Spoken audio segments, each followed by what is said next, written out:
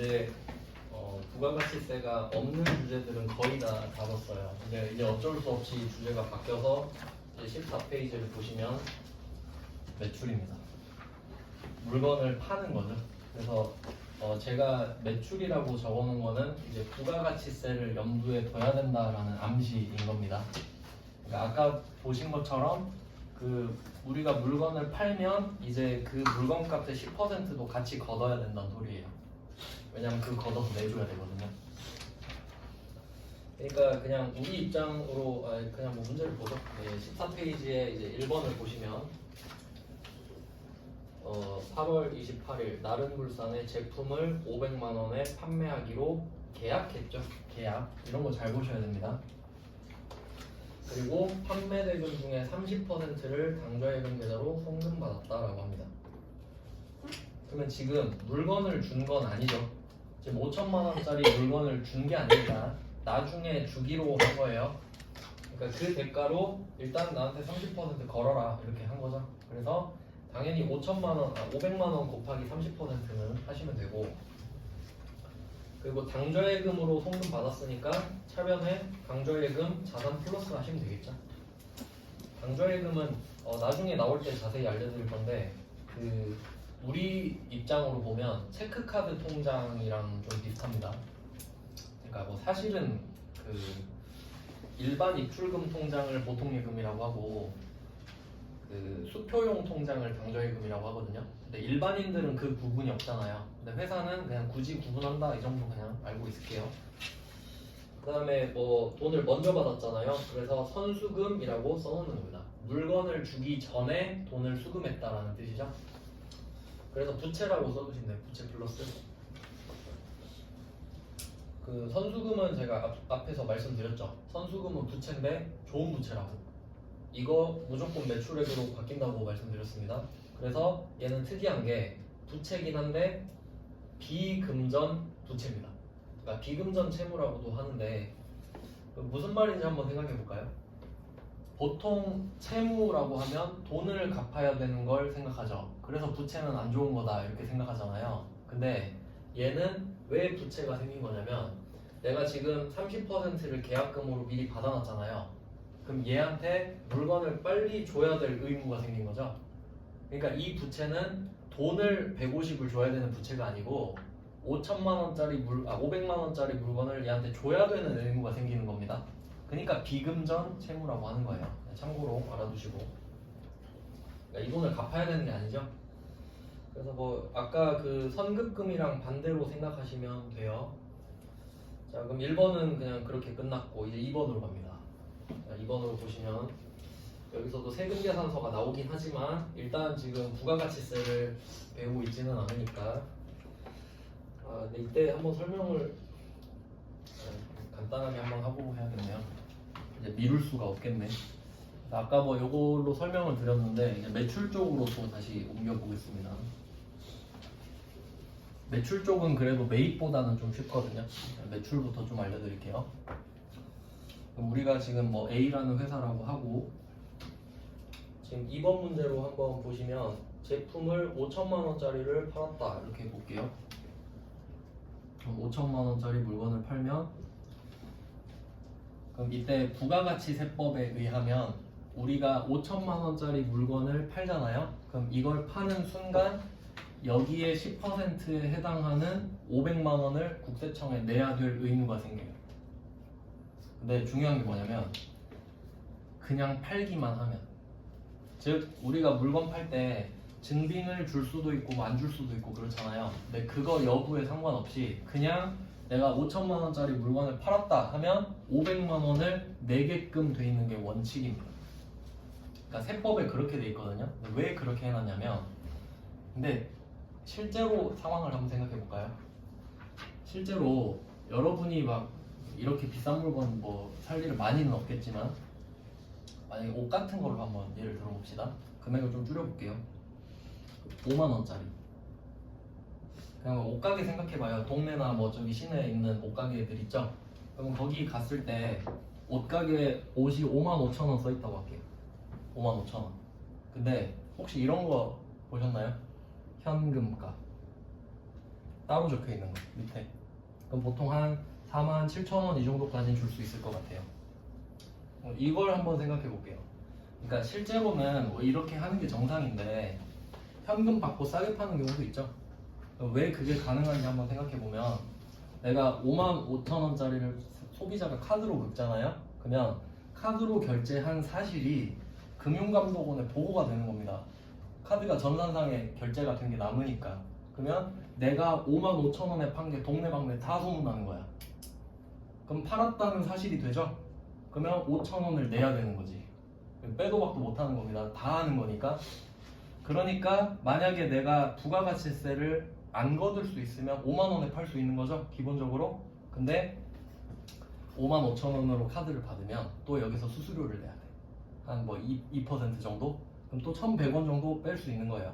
그러니까 현금가 받으면 이만큼 빼줄 수 있는 거지. 한 48,000원까지. 이해되세요? 근데 한 개 더 있어. 이걸 현금으로 팔면 매출이 안 잡히니까 소득세도 안 내요. 그러니까 저는 47,000원을 줄 수 있어요. 그러니까 이렇게 살 수 있는 거거든요.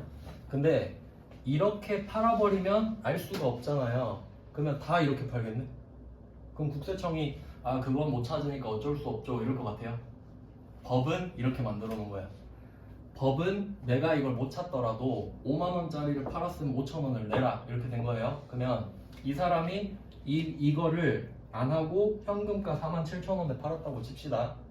근데 이 사람은 이거에 대해서 부가가치세를 내야 돼요. 나중에 세무조사에서 걸리면. 왜냐면 법에 그렇게 해놨잖아. 그냥 그렇다는 거예요. 그러니까 법을 그렇게 해놓을 수밖에 없는 이유를 말씀드리는 거예요. 그러니까 내가 찾지는 못해도 그렇게 법을 해놔야 내가 만약에 세무조사 했을 때 걸리면 뜯어낼 건덕지가 있잖아요. 근데 법으로 그걸 지정을 안 해놓으면 그냥 손가락만 빨고 있어야 되죠. 뭐 그런 의미예요. 그래서 제가 강조하는 거는 원칙대로라면 부가세를 걷지 않고 팔아도 부가세를 내야 된다라는 걸 말씀드리는 거예요. 알겠죠? 원칙은 그래요. 그러니까 매출이 쉬워요. 그러니까 매출은 내가 부가세를 안 걷어도 내야 되는 거기 때문에 무조건 팔면 낸다라고 생각하면 되거든요. 그러니까 이거는 뭐 논리가 없죠. 그냥 팔았으면 낸다. 근데 매입 쪽으로 가버리면 아까 우리 월세 냈던 거 기억나시죠? 일반적으로는 그 330만 원 냈을 때 30만 원을 돌려받는다고 말씀드렸는데 돌려받을 때는 절차가 엄청 복잡해요. 그래야 국세청한테 유리할 거 아니에요. 그러니까 국세청 입장은 이건 거지. 너 물건 팔았네? 갖고 와. 그리고 저 부가세 돌려주세요. 너 이거 했어? 이거 했어? 이거 했어? 이거 했어? 물어보고 아 그거 다 했어? 알았어 돌려줄게. 이렇게 한다고. 그러니까 매입이 어렵지. 왜냐면 매입은 그 단계를 다 배워야 됩니다. 근데 매출은 단계 필요 없죠? 팔았네? 갖고 와. 네 하고 내면 되는 거예요. 그러니까 매출이 쉬워요. 그냥 그거 말씀드리는 거예요. 네, 그래서 이제 이번 문제를 봅시다. 그러면 선수금 500만 원을 제외한 대금 중 이렇게 돼 있죠. 그러면 일단은 5천만 원에 판 거니까 이제 분개를 한번 해보면 이제 이게 이번 문제가 매출의 기본 분개라고 보시면 돼요. 대변의 제품 매출 5천만 원인데 이건 수익입니다. 수익이라고 적을게요. 수익.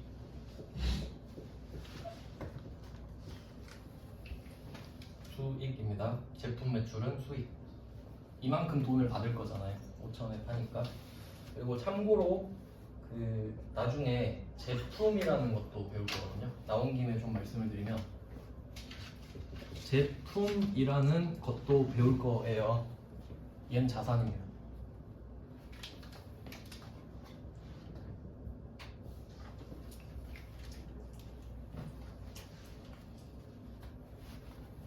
한번 참고하세요. 제품은 자산이고 제품 매출은 수익이니까 두 개 일단 같진 않죠?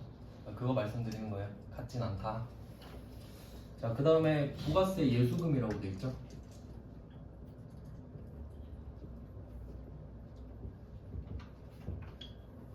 자, 부가세 예수금. 우리 예수금 배웠는데 원천징수 떠올라야 됩니다. 원천징수. 그러니까 뭐 예수금, 부가세 예수금 말고 예수금 같은 경우는 그 우리가 직원한테 월급 줄 때, 직원한테 월급 주면서 너 세법 모르지? 네 세금 내가 계산해 줄게. 그리고 내가 갖고 있다가 내줄게. 그게 예수금이거든요. 근데 얘는 부가세가 붙어있죠. 그러니까 말 그대로 원래 이 물건을 사는 사람 있죠. 그러니까 나한테 5,500을 사는 사람. 그러니까 원칙대로라면 그 사람이 부가세 500을 내야 되거든요. 국세청에. 근데 여러분한테 그러라고 하면 하겠어요? 예를 들어서 여러분이 편의점에 물건을 사러 갔어. 1,100원 써 있는 거예요. 근데 편의점 알바가 그래요. 저한테 1,000원 주시고 저 앞에 광주세무서 아시죠? 그거 가서 100원 내고 가세요. 이런 거예요. 말 안 되죠? 원래는 그렇게 해야 돼요. 근데 편의점이 나한테 1,100원을 받아다가 100원을 대신 내주는 거라고요. 알겠죠? 그러니까 이것도 똑같은 명분이야. 너 원래 세무서에 내야 되거든? 근데 너 세무서 길 모르지? 내가 내줄게. 그러니까 이 돈도 결국 예수금인 거예요. 그래서 얘는 부채입니다. 그러니까 어차피 네가 내야 되는 건데 내가 갖고 있다 내줄게 이 말이에요. 그러니까 부가세 예수금이 되는 거죠. 부가가치세 예수금. 그럼 일단 우리는 5,500을 받아야 된다라는 걸 확정을 지었습니다. 자, 그리고 이제 어떻게 받는지 볼게요. 내용을 보니까 선수금 500만 원을 제외한다 그러죠. 그러면 1번 문제에서 대변의 선수금 있는 거 보이시죠? 그걸 2번 문제 차변의 선수금으로 화살표를 해주시면 되겠죠. 그리고 또 선수금에는 1회 테크를 한 번 더 적어주셔야겠습니다. 1회 테크.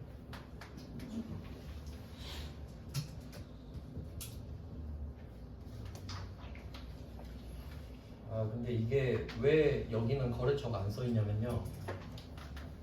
그냥 한번 들어보세요. 나중에 일반전표를 적을 때는 매입 매출이 아닌 걸 일반전표에 쓴다고 말씀을 드렸어요. 그러니까 일반전표에 쓰는 거는 상대방이 없는 경우도 가끔씩 있어요. 어떤 게 있지? 그냥 선급 비용 했던 거. 막 이자 미수수익 선급 이자 수익 잡고 미수수익 했던 그런 건 상대방이 없는 거래거든요. 그래서 일반전표 같은 경우는 일단은 그 상대방이 없는 거래로 간주를 하기 때문에 거래처를 적어야 하는 것만 따로 적어요. 일반전표는.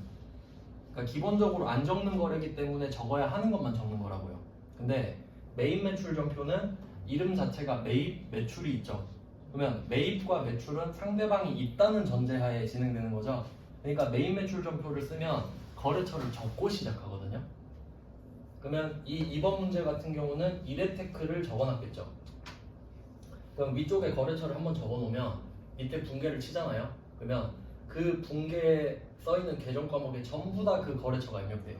자동으로. 그러니까 프로그램 특성상 때문에 거래처를 지금 안 적어놓은 거예요. 아시겠죠? 무슨 말인지? 그러니까 실제로 매입 매출 전표 쓸 때는 거래처 신경 안 쓰셔도 되는 거지. 근데 우리는 지금 논리상 그냥 써야 된다고 말씀드리는 거예요. 그래서 그렇습니다. 안 그럼 제가 계속 적어야 될 것 같아서. 자, 그러면 선수금 500 뺍니다. 거래처는 그냥 기니까 A라고 쓸게요.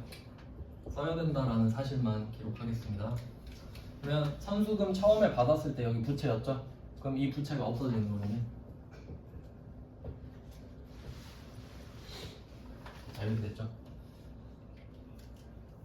그러니까 상대방이 500은 옛날에 줬잖아요. 그럼 오늘 5,500 중에 500은 못 받는 거죠. 그럼 5천만 원만 빨리 줘. 이 말을 하는 겁니다. 그럼 이 중에 3천만 원은 어음으로 받았습니다. 이제 새로운 아이템이 등장했죠. 어음입니다. 일단 답은 뭐 받으러 써 있는데. 참고로 그 이름의 뜻을 해석을 해드리면 어음은 그냥 뭐 종이 쪼가리라고 생각하시면 되는데 그냥 어음에 그렇게 써 있어요. 몇 월 며칠 어느 은행에 오시면 얼마를 드립니다. 그러니까 외상의 방법 중에 하나인 거죠. 말로 하는 것보단 종이가 있는 게 나으니까. 원래는 좀 법적 효력이 있습니다. 어음은. 그러니까 말로 하면 위험하죠. 왜냐면 제가 돈 안 갚아버릴 수 있으니까. 그러니까 너 못 믿겠는데 차용증서 써 이런 느낌이에요. 그러니까 차용증서랑 비슷한 기능을 하고 있는 겁니다. 그러면 이제 이름을 보시면 여러분은 지금 물건은 지금 줬어요. 근데 어음 쪼가리를 지금 받은 거란 말이에요. 아마 전자로 받긴 했을 텐데. 근데 이름 보시면 받으러 음이라고 써있죠. 근데 어음은 지금 받았어요. 그러니까 왜 받으러 음이냐면 돈 받으러 음이에요. 이 어음을 갖고 있으면 나중에 돈을 받을 수 있잖아요. 그러니까 돈 받을 어음이란 뜻이에요. 어음을 받을 거란 소리가 아니죠. 그냥 참고하세요. 누가 물어보진 않아요. 자, 그러면 어음으로 돈을 받았다. 3천만 원 이렇게 써있죠. 그럼 돈 더 받아야 되죠? 자, 그럼 얘는 3천만 원이라고 적힌 어음만 받은 거지, 이걸 갖고 있으면 나중에 3천만 원 현금으로 바꿀 수 있는 거거든요. 그러니까 뭐 일단 자산은 맞죠. 갖고 있으면 현금으로 바뀔 거니까. 자, 그러면 얘는 아직 3천을 받은 건 아니죠. 그래서 A한테 받아야 된다고 원래 얘도 쓰긴 써야 돼요. A한테 3천을 받아야 되잖아요. 사실 은행 가서 받긴 하지만 책임자를 적는 겁니다. A한테 책임을 묻겠다라는 거고, 그 다음에 나머지 금액은 이제 자연스럽게 2천만 원이 나오죠. 근데 마지막 금액은 항상 구할 필요가 없습니다. 컴퓨터가 찾아주니까. 나머지는 그냥 외상으로 했다 이렇게 되죠. 그러니까 여기서 외상은 그냥 구두라고 생각하시면 돼요. 말로. 정말 위험한 방법인데. 자, 이렇게 해서 외상 매출금도 돈을 아직 안 받았죠. 그러니까 얘도 거래처를 쓰는 게 정상이겠고. 자, 이것도 자산입니다. 일단은 원칙적으로는 돈을 받을 수 있는 거니까. 자, 이게 사실 우리가 제일 많이 하는 붕괴거든요. 왜냐하면 우린 제조업이고 물건을 팔아야 돈 벌 거 아닙니까? 그러니까 이게 맨날 일어날 거예요. 맨날. 자, 그리고 이제 중요한 게 있습니다. 이 제품 매출 있죠? 그러니까 우리가 돈을 버는 방법을 생각해 보면 제조업이니까 제품을 파는 게 일반적일 거 아닙니까? 근데 살다 보면 필요 없는 땅도 팔고, 필요 없는 건물도 팔고, 필요 없는 차도 팔고, 뭐 그런 경우도 있죠. 기계도 팔고. 그러면 그 두 개를 나누는 겁니다. 우리가 맨날 하는 건 제품 매출이죠. 그러니까 이런 거를 영업으로 빼놓는 거예요. 영업. 맨날 파는 거. 그러니까 사실은 이 매출이라는 말 자체의 뜻이 다 들어있어요. 매출이라는 말 자체가 나 맨날 파는 거 오늘도 팔았다 이 뜻이에요. 그리고 좀 굳이 좀 비교를 하자면 팔았다는 말 중에 처분이랑 매각이라는 단어도 들어보셨죠? 처분, 매각. 근데 매출도 판 거 아닙니까? 근데 어떤 느낌으로 비교를 하냐면 매출은 그냥 맨날 팔던 거 오늘도 팔았을 때. 그러니까 삼성전자가 갤럭시를 매출했다 그러죠? 갤럭시 매출액 이러잖아요. 근데 삼성전자가 안 쓰던 차를 팔 수도 있죠. 그때는 보통 처분, 매각 이런 말 쓰는 거예요. 어쩌다 한번 팔 때. 그 뉘앙스를 강조해줘요. 그걸 막 몰라서 문제 못 풀고 그러진 않아요. 근데 제가 말씀드리고 싶은 거는 매출이라는 말이 나왔다는 것 자체가 내 영업이라는 걸 강조하는 거라고. 나 원래 이걸로 돈 벌고 살아요 이 말입니다. 자, 그럼 맨날 하는 거인데, 자, 여기서 받으러움이랑 외상 매출금 처음 보셨죠 지금? 그럼 해석해보면 이 어음을 갖고 있으면 나중에 돈을 받을 수 있다. 외상을 줬다는 뜻이죠. 그리고 외상 매출금은 내가 매출은 했는데 돈은 아직 못 받았으니까 외상 대금으로 남아있다 이 말이죠. 그러니까 둘 다 외상이거든요. 근데 얘는 증거가 있고 얘는 증거가 없고, 뭐 그 정도 차이가 있어요. 원래는 더 디테일한데 지금은 그렇게만 알고 있을게요. 자, 이거 이렇게 제가 표시했잖아요. 지금 받으러움이랑 외상 매출금이 나오는 이유가 제품 매출이기 때문입니다. 이거 엄청 중요한 거예요. 그래서 제가 표를 하나 그려드릴게요. 이거 시험에 진짜 잘 나오고 엄청 많이 틀리는 건데, 자, 키워드는 외상입니다. 외상. 외상은 한마디로 정의를 하면 인도일이랑 결제일이 다른 거예요. 외상은 인도일과 결제일이 다른 것이다. 그러니까 물건은 오늘 줬는데 돈을 오늘 못 받으면 외상인 거예요. 그러니까 내일 받아도 외상이고 모레 받아도 외상입니다. 그러니까 오늘 물건 줬는데 오늘 돈 못 받으면 다 외상이에요. 내일이든 내년이든 상관없는 겁니다. 자, 그럼 그 외상에 대한 개정 과목을 찾아볼 거예요. 그러면 지금 물건을 파는 쪽으로 보면 제품 매출, 이게 이제 메인이 되거든요. 제품 매출, 그리고 가끔씩 상품 매출도 나와요. 가끔씩.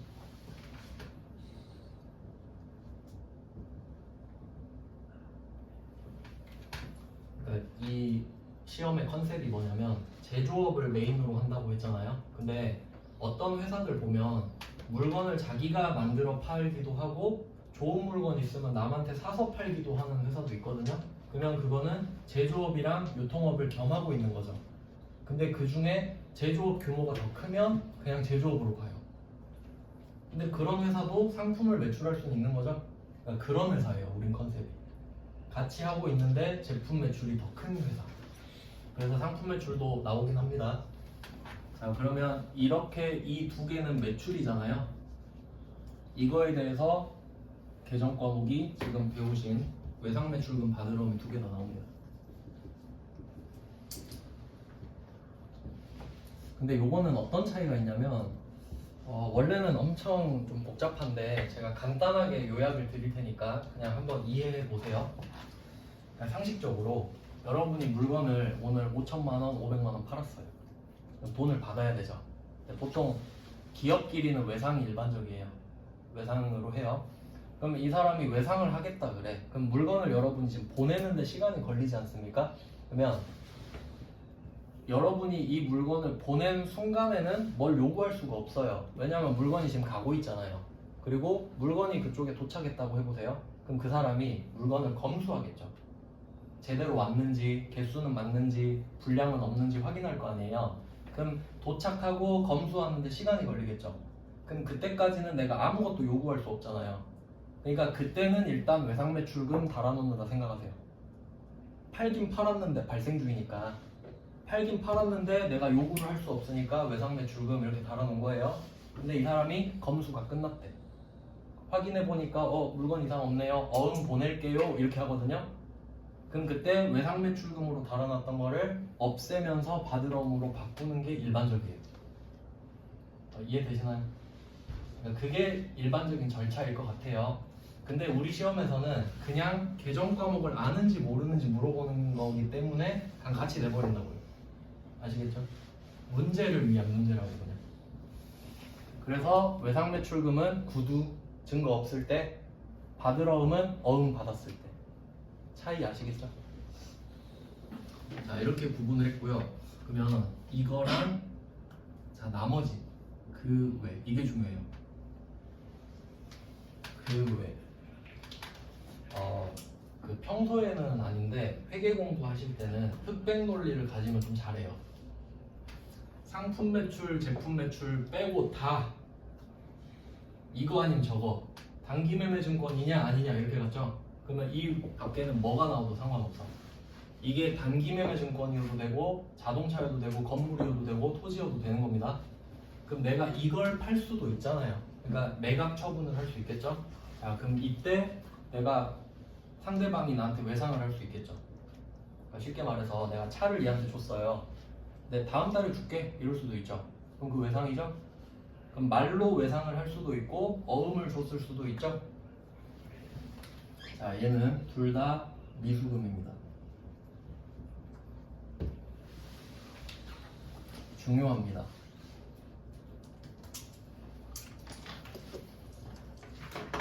엄청 많이 틀립니다. 가장 기본적인 건데 제일 많이 틀립니다. 영업 아니에요. 미수금. 그럼 한번 바꿔볼게요. 어떤 느낌인가? 그러면 우리가 사던 차를 한번 팔아볼게요. 사던 차를 한번 팔아봅시다. 그럼 그때는 제품 매출이 아니라 아직 안 배웠지만 차량 운반부라는 계정을 쓰거든요. 뭐 차라고 생각하시면 되거든요. 자, 차량 운반부를 팔았다고 합시다. 얘는 자산의 감소예요. 자동차가 자산이니까. 그럼 이 자산을 너한테 주고 돈 내놔 이거 하는 거거든요. 자, 근데 이제 어때요? 제품 매출, 상품 매출 그 외죠? 근데 여러분 지금 차량 운반부 안 배웠잖아요. 근데 그 외인 건 아시죠? 이 둘은 아니잖아요. 그럼 얘는 뭐 써야 돼요? 미수금이죠. 두 개인가요? 한 개인가요? 한 개죠. 근데 여기 두 개 써있죠. 어떻게 해야겠어요?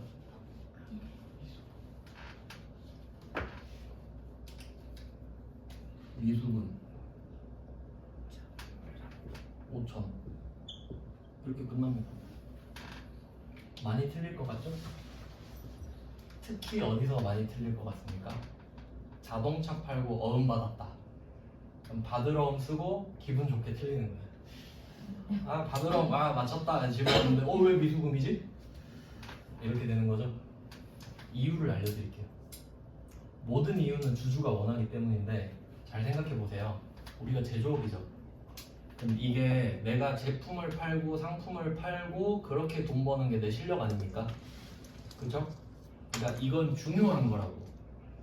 내가 실력대로 돈을 벌고 있는 거니까. 그럼 그건 아주 상세하게 나누는 거예요. 상세하게. 외상 매출금인지 받으러 오는지. 왜냐면 중요하니까. 금액도 클 거고요. 맞죠? 근데 차 맨날 팔아요?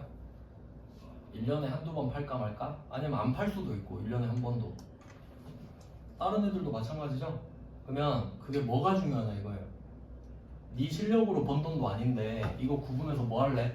그냥 대충 미수금으로 해 하고 넘겨버리는 겁니다. 미수금은 금액이 상당히 작겠죠. 이 외상매출금 받으러옴에 비해서. 그러니까 항상 목적을 생각하세요. 주주들이 그걸 원할 거 아니야. 여러분도 삼성전자 주식 사면 이걸 원할걸? 네가 갤럭시 팔아서 얼마를 벌었는지는 외상매출금 받으러 옴으로 표시하고 건물 판 거는 미수금으로 해라. 그래야 구분이 되지. 이해되세요? 섞어버리면 안 되잖아요. 그래서 구분하는 거예요. 왜냐면 엄밀히 따지면 외상매출금이랑 받으러 옴도 미수금 아닙니까? 그냥 구분하겠다는 뜻이지. 아시겠죠? 엄청 많이 틀립니다. 그럼 나온 김에 이거 반대편 버전도 한번 해봅시다. 반대편 버전. 이건 이해하셨죠? 그러니까 제가 아까 표시한 거 기억나시죠? 제품 매출에서 외상 매출금 연결하고 화살표, 받으러 온 화살표 이렇게 하시라고요. 제품 매출 때문에 두 개가 나온 거니까. 이것까지 써놓으면 좋지만 어차피 비슷한 문제 나오겠죠 이따가. 그러니까 그냥 일단 기억해 보세요. 자, 이제 매입 한번 보여줄게요. 반대.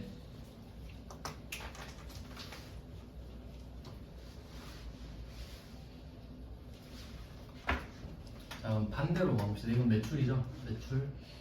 매출이라기보다는 팔았다.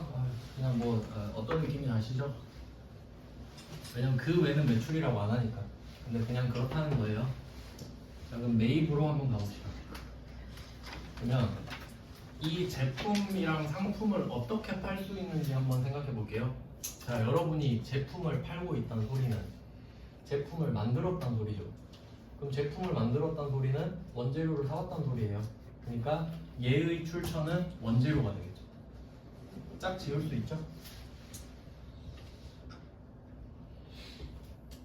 그러니까 이 원재료가 나중에 제품 매출 될 거 아니에요. 원재료가 자라서 제품 매출이 된다고. 원래 그 과정이 엄청 복잡한데 지금은 그게 중요한 건 아니니까. 자, 그 다음에 상품 매출은 어떻게 해야 할 수 있나? 상품을 사와야겠죠. 그러니까 이게 제품은 엄청 복잡해요. 왜냐면 원재료 사서 인건비 넣고 가스, 전기, 수도 넣고 제품 만들었다가 그 제품을 팔면서 돈 받는 거거든요. 근데 상품은 그냥 상품을 만약에 100원에 사오잖아요. 그럼 그것보다 비싸게 팔면 끝나. 그래서 얘는 그냥 상품을 사오면 돼요.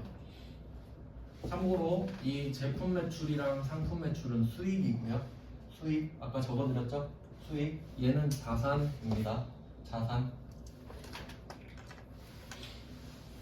그러면 이제 얘 둘을 한번 사볼게요. 얘도 우리가 외상으로 살 수 있겠죠? 외상으로 한번 사볼게요. 자, 팔았을 때는 외상 매출금이었죠. 살 때는 외상 매입금이겠네.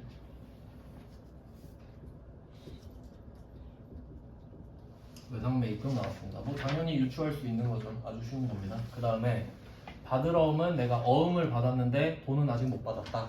이거 갖고 있으면 돈 받으러 옵니다. 이렇게 돼 있는데 이번엔 내가 어음을 줘야겠죠? 요거는 이제 짝이 안 맞는데 지급어음으로 돼 있습니다. 이런 게 굉장히 저는 좀 불편하긴 한데 받을은 한글이고 지급은 한자잖아요. 왜 이름을 이렇게 했는지 모르겠는데 그냥 뭐 써야죠 우리는. 자 이렇게 됐습니다. 상품은 상품 매출이 될 거고.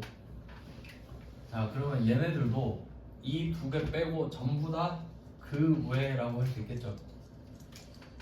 이름 몰라도 돼요. 그냥 그 외예요. 다. 자 그럼 한번 이름 맞춰보실래요? 미수금은 못 받은 거고 이건 안 준 거죠. 미지급금이겠지.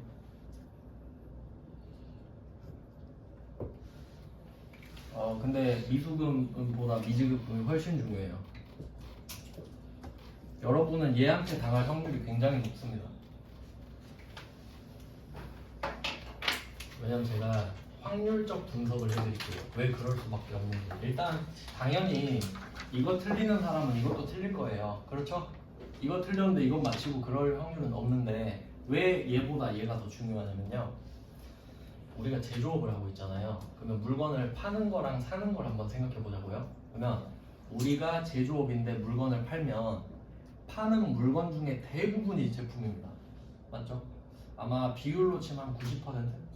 왜냐면 땅이랑 건물이랑 차 파는 건 아주 희박한 일이잖아요. 그리고 나머지는 팔 게 없잖아. 그렇죠? 그러니까 팔 때는 주로 제품 매출을 하겠죠. 그러면 외상 매출금 받으러 옴이 나올 확률이 높죠. 그러니까 미수금이 나올 확률이 적은 거지 그냥 확률이. 근데 반대로 생각해봐요. 우리가 제조업인데 원재료만 사요? 직원 줄 밥도 사야 되고 차도 사야 되고 건물도 사야 되고 땅도 사야 되고 막 살 거 많죠. 비품 기계 막 살 거 많잖아요. 그러면 살 때는 원재료가 아닌 것도 많이 사죠. 그 외가 많죠. 그러니까 미지급금이 미수금보다 훨씬 빈도수가 높죠. 이해되시죠? 근데 어차피 이거 틀리면 이것도 틀려요. 근데 얘가 그냥 많이 나와서 얘를 많이 틀릴 거라고. 그 말이에요. 그러니까 주로 어떻게 나오냐면 직원 간식 샀다. 탕비실에 간식 샀다. 카드 결제했다. 그럼 보세요. 직원 간식이 원재료 상품인가요? 그 외죠. 카드 결제하면 외상이죠. 미지급. 이렇게 나오겠지. 이건 사유 실험으로 충분히 계속 반복해 볼 수 있는 거예요. 그냥 생각해 보면 아 원재료 상품만 사는 건 아니겠구나 생각할 수 있는 거지. 근데 팔 때는 거의 제품 매출. 그럴 수밖에 없겠죠. 그냥 확률상 그래요. 그래서 뭐 2번 가지고 기본 문제를 좀 다져봤고요. 그래서 그 잘 기억하셔야 돼요. 부가세 예수금 이거 부채 이거 적어드렸나요? 부가세 예수금 부채? 네, 부채 플러스 적어주시면 돼요. 부가세 예수금. 참고로 얘는 매출세액이라고 부르겠죠. 매출세액. 그러니까 부가가치세법에서는 이 500만 원을 매출세액이라고 불러요. 근데 회계에서는 얘를 부가세 예수금이라 부르겠다 이거지. 그냥 그런 말입니다. 그 다음에 3번으로 한번 가보죠. 3번. 그러면 그 아까 그 선수금 화살표 하셨죠? 그 1번의 선수금에서 2번 선수금으로 화살표 하셨죠? 그 다음에 3번으로 한번 가보시면 고운 상사의 외상 매출금 중 550은 약소금으로 받고 자, 나머지 440은 보통예금 계좌로 입금 받았다 이렇게 말을 하죠. 그러면 외상 매출금을 입금 받았다 이렇게 된 거죠. 결과론적으로 보면 그러면 2번 문제에 차변의 외상 매출금 있죠. 그걸 3번 대변 외상 매출금으로 화살표하면 되겠지. 이렇게 좀 연계성을 갖고 보시는 게 나중에 도움이 많이 돼요.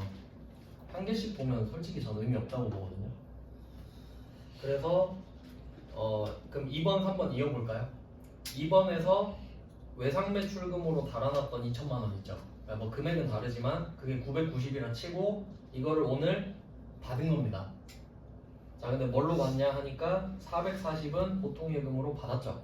이건 좋은 거죠. 돈 받았으니까. 자 돈을 받으면 거래가 끝나는 거예요. 자 근데 그럼 보통예금은 자산 플러스죠. 자산 플러스. 자 그러면 받으러 오면 어때요? 이게 아까 제가 말씀드렸던 원칙이죠. 외상 매출금으로 달아놨다가 검수가 끝나서 440은 일단 드리고 나머지는 어음으로 일단 드릴게 이렇게 된 거죠. 그러면 보통예금은 돈을 다 받고 거래가 끝났으니까 거래처를 쓸 필요가 없는 거예요. 받았으니까 누구한테 받을지 안 쓰는 거죠. 근데 받으러 오면 어때요? 아직도 돈 못 받았죠. 550은. 그러니까 누구한테 받을지 써야죠. 이해되시죠? 그냥 상식대로 쭉 끌고 가고 있는 거예요. 그래서 외상 매출금이 사라지는 대신 그럼 대변의 외상 매출금은 자산 마이너스가 되겠죠? 왼쪽에 받으러 오면 자산 플러스고요. 그래서 주로 자산이 많이 나오고 있네요. 그래서 그러면 아직도 안 끝난 거 아시겠죠? 왜냐면 지금 받으러 옴 때문에 거래가 안 끝나 있죠. 그러면 완전히 끝나려면 어떻게 되겠어요? 그냥 생각만 해볼게요. 차변의 받으러 옴이 언젠간 대변으로 가야겠죠. 그리고 보통 예금이 차변에 550 들어오면 그때 끝나는 거죠. 이 거래가. 그래서 지금은 그냥 이 정도로 끝났다고 보면요. 1번, 2번, 3번 문제 있죠. 이 세 개가 하나의 거래예요. 그럼 다시 한번 볼게요. 그러니까 1번, 2번, 3번 지금 우리가 풀어봤잖아요. 근데 진짜 거래는 2번이죠. 왜냐면 그 증거가 뭔지 아세요? 메인 매출 점표에 적었잖아요. 그러니까 매출을 했으니까 메인 매출 점표에 적은 겁니다. 2번. 근데 1번은 보시면 내가 돈을 받았죠. 근데 일반 점표라고 써있는 거 보이시죠? 왜냐면 거래가 아니에요, 이건. 거래를 하기 전에 받은 돈이 선수금이죠. 그러니까 이름에 다 나와 있잖아요. 거래하기 전이라고. 그럼 거래가 아닌 거지. 그래서 얘는 부가가치세도 없는 거예요. 근데 1번 가지고 끌고 왔는데 2번에서 실제로 거래가 이루어졌죠? 그럼 그거 선수금 정리하고 부가가치세가 생기는 겁니다. 매출을 했기 때문에. 그럼 그때가 언제냐면 인도할 때예요. 인도할 때. 내가 물건을 줬을 때 발생주의로 거래를 찍는 겁니다. 자, 근데 또 3번을 보시면 3번 일반점표죠. 왠지 생각해보세요. 거래는 이번에 이미 이루어졌거든요. 근데 그냥 그 돈을 아직 못 받은 것 뿐이고 그걸 받고 있는 중이죠. 그러니까 2번이 진짜 거래인데 3번은 그 2번 거래의 후속 조치일 뿐인 거죠. 그때 못 받은 걸 지금 받은 것 뿐이잖아요. 그러니까 1, 2, 3번이 합쳐서 하나의 거래라고요. 원래 4번도 있겠지. 받으러 오면 받는 것까지. 근데 없으니까 지금. 그러니까 무슨 말인지 아시겠어요? 이렇게 연계로 보셔야 돼요.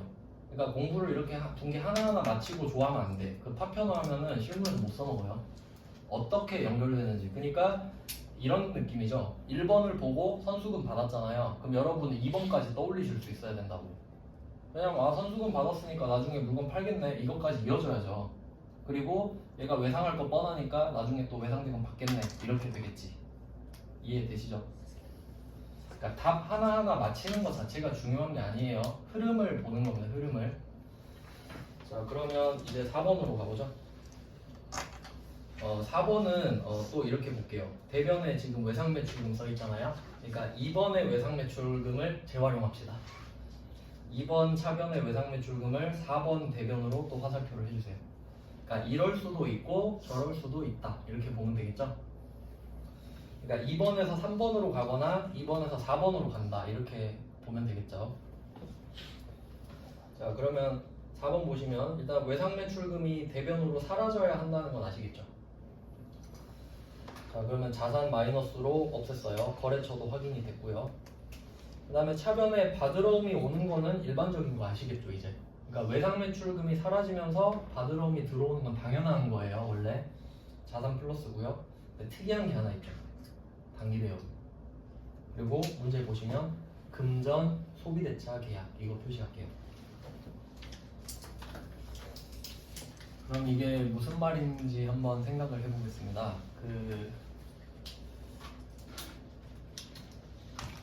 우리가 지금 매출을 하고 이때 이 외상 매출금이랑 받으러 이걸 하고 있잖아요.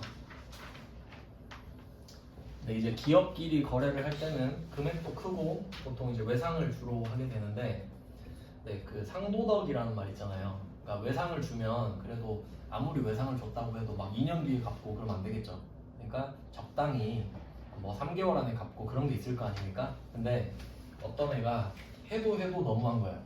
그러니까 이 외상은 무이자거든요. 이자가 없어요. 그러니까 자기가 약속을 잘 지켜줘야 되는 거예요. 늦게 받는데 이자를 못 받으니까 그거 자체로 손해거든요. 근데 얘가 해도 너무해. 막 1년 넘었는데 돈을 안 갚는 거예요. 그러니까 얘가 가서 따졌어요. 야 빨리 돈 안 갚냐? 야 그럼 너 그냥 차용증서 써라. 그냥 나 이자라도 받을란다. 이 말이 되는 거예요. 그러니까 얘가 알았어 일단 300은 어음으로 다시 돌려막고 100만 원은 그럼 차용증서 쓰자 이렇게 된 거지. 그러니까 외상매출금이라는 무이자의 채권 형태가 단기대여금이라는 이자부 채권으로 바뀐 거예요. 그냥 뭐 그런 느낌이에요. 그럴 수도 있겠죠. 그냥 얘가 너무 심하게 안 갚으면 이자라도 받겠다는 소리예요. 그리고 그 금전 소비대차 계약 1년 대여라고 돼 있죠. 그럼 뭐 이거 하는 거 아시죠? 오늘 11월 5일이죠. 1년 더 해보세요. 내년이죠. 단기대여금 또 나온 거잖아요. 그냥 감대로 단기대여금 이런 거 아니죠? 1년이라서 혹시 단기대여금이라 하셨나요? 안 돼요. 11월 5일에 1년을 더 해봐야지. 근데 그게 내년 안에 들어와야 단기대여금이죠? 왜냐면 이거 그럼 14개월로 바꿔볼게요. 1년 말고 14개월로 바꿔보세요. 장기대여금으로 바뀌잖아요.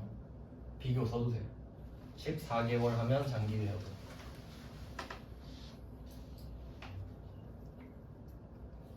그러니까 이게 사실 어마어마한 위험이 도사리고 있는 건데 여러분 그냥 모르고 그냥 이렇게 회피해서 가고 있는 거예요. 출제자가 안 건드렸다고 보시는 게 맞아요. 이거는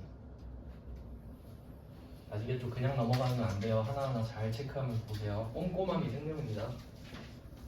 그러면 이 붕괴는 셋 다 거래처를 다 적어야 되죠. 외상매출금은 없애야 되니까 이름을 지워주니까 이름을 쓰는 거고요. 이름을 지워주는 차원에서 이름을 쓰는 겁니다.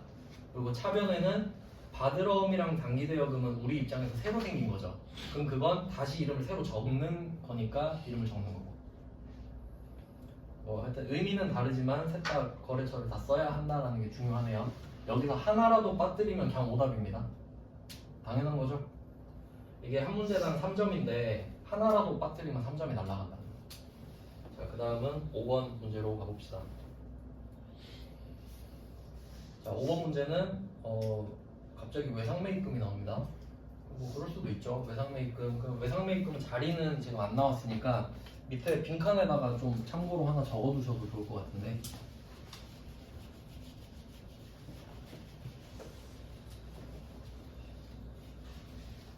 자, 이렇게 적어주세요.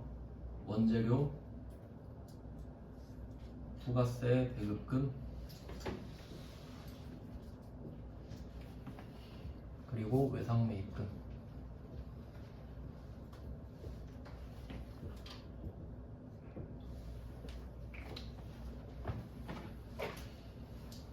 어, 5번 문제 밑에 빈칸에다가 얘는 뭐 나노라고 써놓을게요. 나노.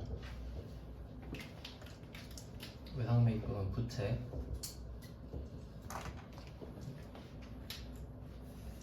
자, 그러면 외상매입금이 대변에 오는 이유는 아시겠죠? 내가 원재료를 받았으니까 원래 보통 예금 나가야 되잖아요.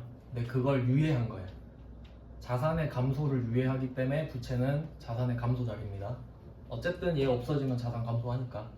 자, 그리고 제가 일부러 2개 적었습니다. 이거 계속 생각하셔야 돼요. 왜냐면 이게 회계 1급 수준에 맞춰서 공부를 하면 실무에서 솔직히 못 써먹어요. 그러니까 제가 실무 얘기 많이 하는 거예요. 알겠죠? 제 마음을 아실지 모르겠네. 원래 합격만 위한 거면 진짜 엄청 간단하게 할 수 있는데, 자, 이거 무슨 말인지 아세요? 원재료 가격만 500인 게 아니에요. 여러분은 물건 살 때 부가세도 내야 되죠? 정확히 한번 알려드릴까요? 이 적을 필요는 없는데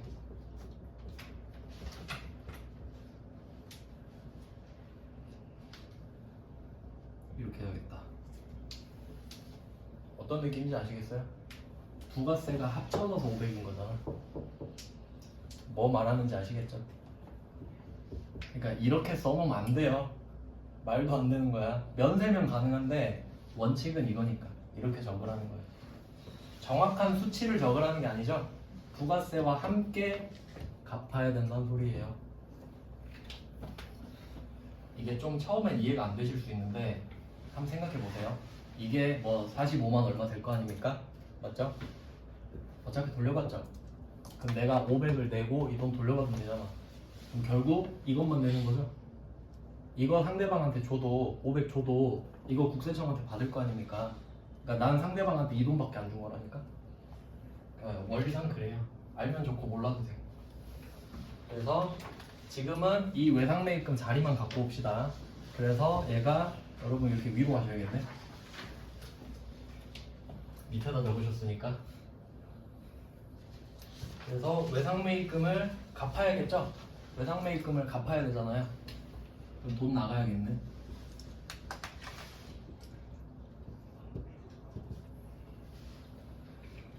그리고 이거 나누어 쓰셔야 돼요. 일반전표니까.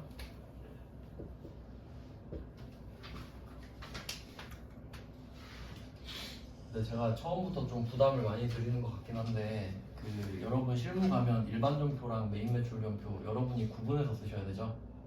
근데 시험장 가면 어떤지 아세요? 시험지에 일반전표 문제 푸세요. 지금부터 6문제. 메인 매출 문제 푸세요. 지금부터 6문제. 절대 틀릴 리가 없죠.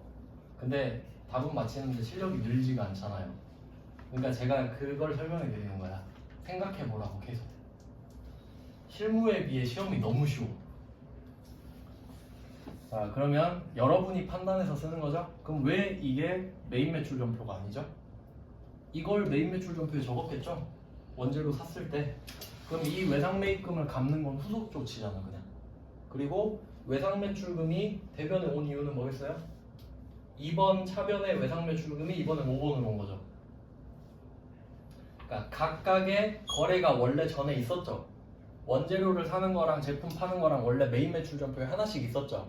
근데 그 쩌리들끼리 만난 거 아니에요 지금. 그러니까 그냥 나는 지금 외상 매출금을 쟤한테 받아야 되는데 알고 보니까 내가 쟤한테 줘야 될 돈도 있죠. 아 그럼 이거 잘됐다 퉁치자 이렇게 된 거죠.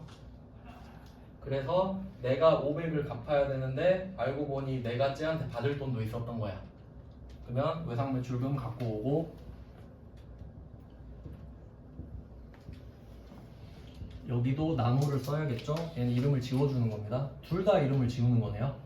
얘도 외상매입금도 이름을 지우는 거고 외상매출금도 이름을 지우는 거죠. 둘 다 감소니까. 부채의 감소, 외상매입금은 부채 감소, 외상매출금은 자산 감소.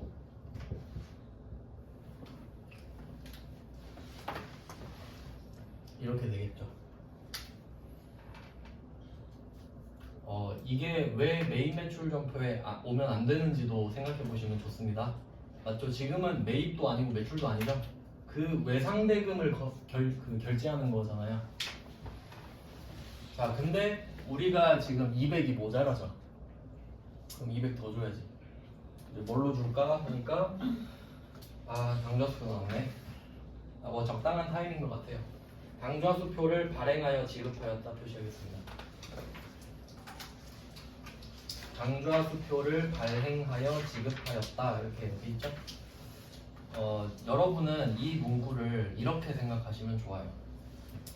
체크카드로 결제했다. 그렇게 적어도 돼요. 체크카드로 결제했다. 이건 요령입니다. 제가 뭐 요령 피우는 거 별로 안 좋아하는데 여러분도 다 이해하면 머리 아프잖아요.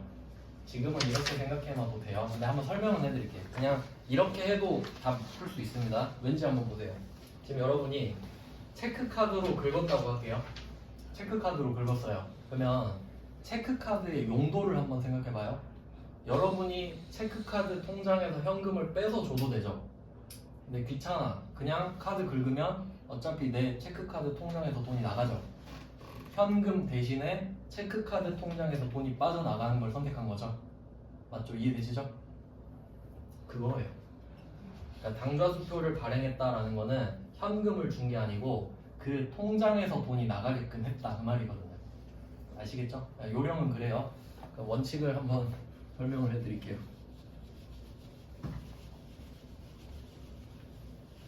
이게 요새 수표는 안 나와서 좀 시간을 많이 할애하기가 좀 그런데 그래도 나왔으니까 참고로 수표는 두 개가 있어요. 당좌 수표가 있고 자기업 수표가 있는데 이거 빨리 할게요. 빨리. 수표는 어떤 느낌이냐면 일단 수표는 현금 교환권이에요. 이렇게 생각하시면 돼요. 그 로또 만약에 여러분이 당첨됐다고 한번 해봐요. 로또가 당첨됐어요. 그러면 이걸 저기 농협 본사에 갖고 가기만 하면 현금으로 바꿔주죠. 근데 아직 안 바꾸고 갖고 있을 수도 있죠. 그럼 이건 현금이에요. 왜? 현금으로 바꿀 수 있는데 안 바꾼 것 뿐이니까. 그럼 그렇게 따지면 여러분 체크카드 통장에 있는 돈도 현금인 거야. 크게 보면. 맞죠? 현금으로 바꿀 수 있는데 안 바꾼 것 뿐이니까. 그런 느낌이에요. 그러니까 수표는 현금 교환권입니다. 현금이랑 똑같은 건 아니에요. 맞죠? 로또 복권 자체가 현금은 아니잖아. 근데 그 기능을 한다는 거예요. 그럼 이제 당좌 수표는 뭐냐면 쉽게 표현할게요. 자, 수표를 발행하고 싶은 사람, 이게 의지가 있는 사람이라고 할게요. 원래 어려운 말을 쓰는데 수표를 발행하고 싶은 의지가 있는 사람, 그리고 발행을 하는 주체 이렇게 있거든요. 그럼 한번 생각해 보세요. 그러니까 수표를 잘 쓰지는 않지만 실제 생활에서 여러분이 뭐 만약에 세뱃돈으로 수표를 받았어. 근데 수표에 막 이상한 회사 이름 써 있으면 이게 뭐 수표야 뭐야 이런 생각 들 거예요. 근데 수표 밑에 농협 써 있으면 아 이거 농협 가면 바꿔주는구나, 신뢰가 급상승하죠. 그러니까 발행은 은행이 하는 거예요. 수표는. 이해되시죠? 그러니까 발행하는 주체는 은행이에요. 무조건. 안 그러면 아무도 안 믿어요. 그러니까 이 당좌 수표가 원래 수표의 원칙인데 의지는 그냥 회사인 거예요. 회사. 뭐 기업이라 볼 수도 있고 회사라 볼 수도 있고 같은 말이죠. 그러면 어떤 회사가 수표를 발행하고 싶은 거예요. 그냥 이유는 모르겠어. 계좌이체 해도 되는데 전 수표를 발행하고 싶어요. 그러면 얘가 은행한테 가서 부탁을 해야겠죠. 지 이름으로 발행을 못하니까요. 그러면 이 은행은 그럼 알았다. 내 은행에다가 네 당좌예금을 하나 만들어. 당좌예금을 만들라고 해요. 보증금도 받고 당좌예금도 받고. 그러면 이 당좌예금에다가 뭐 돈을 이체시킬 수 있겠죠? 그럼 만약에 여기다 1억을 넣었어요. 그러면 이 회사는 1억 원어치 당좌예금을 누군가한테 줄 수 있어요. 그럼 그 당좌 수표를 받은 사람은 그 수표에 적힌 은행으로 가서 내 통장에서 1억을 갖고 가면 돼요. 그러니까 이 절차를 간소화시킨다고 하면 내가 수표를 주면 결국 통장에서 돈이 나가지. 그러니까 체크카드 긁는 거랑 똑같다고. 알겠죠? 너무 야매로 하는 것 같아서 원칙은 알려드린 거예요. 자, 근데 이 자기압 수표를 아마 많이 들어보셨을 것 같은데, 그러니까 이게 원칙이거든요. 당좌 수표는 회사가 부탁을 해서 은행 이름으로 발행을 해주는 게 정상이에요. 근데 얘는 뭐냐면 이름 보시면 누구 앞으로 돼 있어요? 자기 앞으로 돼 있어. 의지도 지가 갖고 있는 거예요. 자기 이름 앞으로 발행을 해버린 거예요. 그러니까 이거는 현금이랑 똑같다고 보시면 돼요. 은행이 은행 의지로 발행했잖아요. 부도 나겠어요? 절대 안 나지. 그러니까 자기 앞수표는 그냥 현금이랑 같다고 보셔도 돼. 말 문제에서 가끔 나옵니다. 그러니까 이걸 정리하면 어떻게 되냐면, 별로 안 중요하니까 그냥 말로 설명할게요. 요새 시험에 잘 안 나와요. 여러분이 자기압 수표를 받았다고 해볼게요. 그럼 이거 보고 현금이랑 똑같다 생각해야 되죠? 그럼 자기압 수표를 받는 순간 현금 증가시키면 돼요. 이걸 현금으로 바꾸지 않아도요. 왜냐면 이건 현금의 기능을 갖고 있으니까. 은행이 망하기 전까지. 근데 이거를 갖고 있다가 남한테 줘볼게요. 그럼 현금이 감소하죠. 그러니까 그냥 현금이에요. 자기압 수표는. 됐죠? 그럼 이건 공부할 필요 없네. 자기압 수표는 현금이랑 똑같으니까. 자, 얘는 필요 없어요. 현금이야, 현금. 자기압 수표는. 자, 그럼 당좌 수표를 한번 받아볼까요? 남이 발행한 걸 내가 받을 수 있잖아요. 그럼 받아볼게요. 당좌 수표를 받아보자. 그러면 수표를 받았는데 회사가 발행했어도 은행이 발행은 했죠. 그럼 여기 은행 써있네? 그럼 우리는 이거 빨리 현금으로 바꿔야지 이 생각하겠죠. 그러니까 현금이 늘어나요. 어렵지 않죠? 그러니까 수표를 받으면 현금인 거예요. 그냥. 근데 문제는 지급, 발행 지급이다. 발행 지급.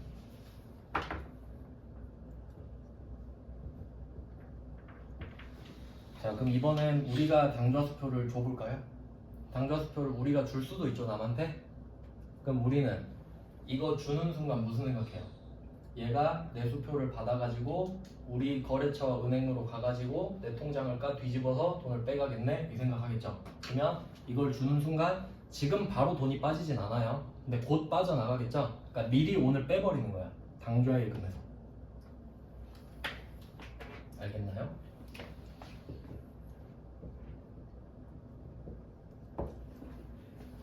그래서 다시 정리할게요. 수표가 두 개가 있습니다. 자기압 수표랑 당좌 수표가 있어요. 자기압 수표는 주든 받든 무조건 현금. 주든 받든 현금. 그러니까 공부에서 제외시키면 돼요. 현금이랑 같다고 보면 돼요. 그리고 당좌 수표랑 자기압 수표가 있는데 둘 다 받으면 현금이죠. 그러니까 그렇게 도려내는 거야. 필요 없는 걸. 그러니까 이렇게 생각하시는 거죠. 자기압 수표는 무조건 현금이다. 그리고 당좌 수표랑 자기압 수표는 둘 다 받으면 현금이다. 여기까지 다 도려냈어. 남은 건 내가 당좌 수표를 줄 때밖에 안 남았다. 이건 체크카드 긁었다고 생각하세요. 통장 잔액이 빠져나간다니까. 저희가 빼갈 거니까. 이해되시죠? 솔직히 뭐 한 번 이해하면 외우면 되지 않겠습니까? 그냥 당좌 수표를 발행했다. 그래서 참고로 당좌 수표는 발행했다는 말이 나오는 거예요. 왜냐면 지급하려면 발행해야 되거든. 지금 줘야 되면 빨리 발행해야 될 거 아니에요. 그러니까 발행 지급이라고 해요. 관행적으로. 그래서 저는 이렇게 문제를 내고 싶거든요. 이렇게 내볼게요.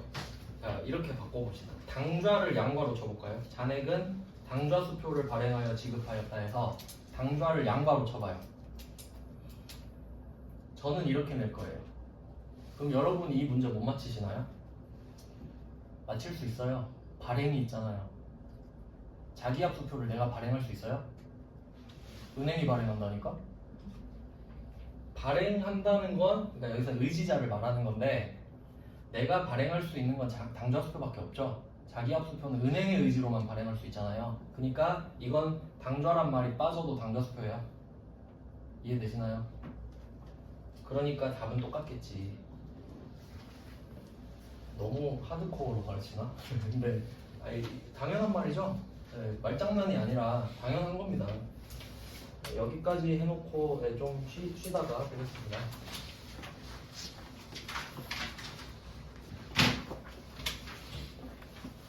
네, 이제 15페이지입니다.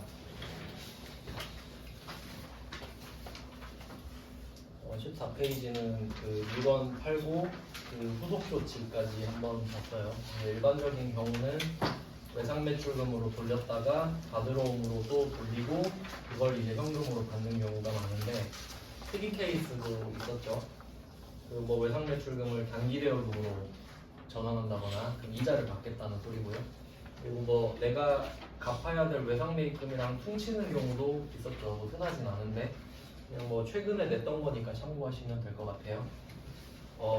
이거 기억하셔야 돼요. 저는 23년도랑 24년도 기출문제 가지고 일단 만들었습니다. 그러니까 가장 최근 거란 거를 알고 계셔야 돼요. 그러니까 그 전 거는 참고하지 않았기 때문에 그거 나오면 어쩔 수 없습니다. 우리는 선택과 집중하는 거예요. 참고로 전의 자료는 60회부터 참고해서 만들었어요. 근데 이번은 107회부터니까 많이 컴팩트해졌죠. 그 다음에 15페이지 가서 보겠습니다. 6번 문제 볼게요.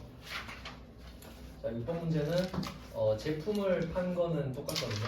근데 좀 차이가 있다면 카드로 결제받았죠. 그러니까 이걸도 참고로 알고 계시면 되는데 우리가 물건을 팔 때 상대방이 누군지에 따라서 결제 방식이 거의 정해진다고 보시면 돼요. 그러니까 뭐 우리가 A인데 B랑 C한테 뭐 팔아본다고 하면 혹시 이런 거 들어보셨는지 모르겠는데 B2B, B2C 뭐 이런 거 들어보셨나요? 그러니까 이거는 비즈니스 투 비즈니스여서 회사끼리 보통 거래하는 경우를 말하고 B2C는 비즈니스 투 커스터머 뭐 이럴 거예요. 그러니까 소비자한테 파냐, 기업한테 파냐. 그럼 결제 방식은 당연히 달라집니다. 왜냐면 기업한테 팔면 거래액이 크잖아요. 근데 막 내가 10억짜리 물건을 파는데 카드 결제해봐요. 수수료 2%, 2천만 원이야 수수료가. 그러면 카드 결제하면 카드 회사만 좋겠지. 그러니까 서로 그냥 어음 쓰고 무이자로 거래하는 거예요. 금액이 크니까. 그러니까 이렇게 뭐 얘가 기업이라고 치면은 우린 당연히 기업이고요. 기업한테 팔면은 보통 이제 어음 거래를 많이 하겠다 이렇게 생각하시면 돼요. 그래서 아까 보셨던 거래들 다 무슨 회사 이름들이잖아요. 근데 카드 결제는 누가 많이 하겠어요? 소비자, 개인 소비자가 많이 하겠지. 여러분도 카드 많이 쓰시잖아요. 그러니까 여기 개인으로 가면은 카드 결제 많이 하고 최근에 그런 것도 봤는데 제가 보통 그 파리바게뜨 가서 빵을 많이 사 먹는데 앞에 분이 현금 꺼내서 현금을 현금 영수증도 해가시더라고. 현금을 오랜만에 먹었고 충격 받았는데 현금도 가능하죠. 가능은 하죠. 그리고 꼭 현금의 형태가 아니어도 계좌이체 해줘도 현금 영수증 받을 수 있죠. 왜? 계좌이체 그것도 현금으로 안 바꾼 것 뿐이잖아요. 그러니까 형태에 구애받는 게 아니에요. 실질적 현금이 중요한 겁니다. 그럼 이렇게 정리되나요? 그래서 뭐 물론 기업이 뭐 한두 개 카드로 살 수는 있겠죠. 근데 흔하진 않다는 겁니다. 그래서 카드 결제하면 소비자인가? 이 정도 미리 생각해 볼 수 있다는 거지. 그래서 한번 보시면 누구한테 팔았나 한번 보니까 뭐 회사네요? 뭐 그럴 수도 있는 거죠. 근데 주로라고 말씀드렸으니까 제일 상사가 카드 가지고 샀네 우리한테. 근데 금액이 크진 않겠죠 그러면. 카드 수수료가 부담되니까. 그럼 이때 내용을 보시면 제품 매출인 거, 제품 매출이 수익인 건 제가 말씀드렸죠? 네, 이건 당연히 내가 80 받아야 되고요. 네, 부가가치세를 요구하는 것도 똑같죠. 부가가치세 예수금은 부채 플러스라고 써주시면 되죠. 익숙해질 때까지는 그냥 계속 현출한다고 생각하세요. 쓸데없이 막 손 혹사시킨다 생각하시는 게 아니라 계속 떠올리면서 적는 거죠. 제품 매출은 내가 받는 돈이니까 수익이고 부가세 예수금은 국세청에 내야 되니까. 그러니까 원래는 부가세 예수금도 국세청 이렇게 그 땡땡 세무서 적는 건데 어차피 부가세 예수금은 전부 다 세무서죠. 그러니까 안 써도 되는 거야. 어차피 부가세 예수금은 세무서 아닙니까? 그래서 뭐 써도 되고 안 써도 된다는 거죠. 그다음에 이제 외상매출금으로 갑니다. 외상매출금인 이유를 생각해 볼까요? 제품 매출이라서. 제품 매출을 외상매출금으로 화살표에 하시면 되겠죠.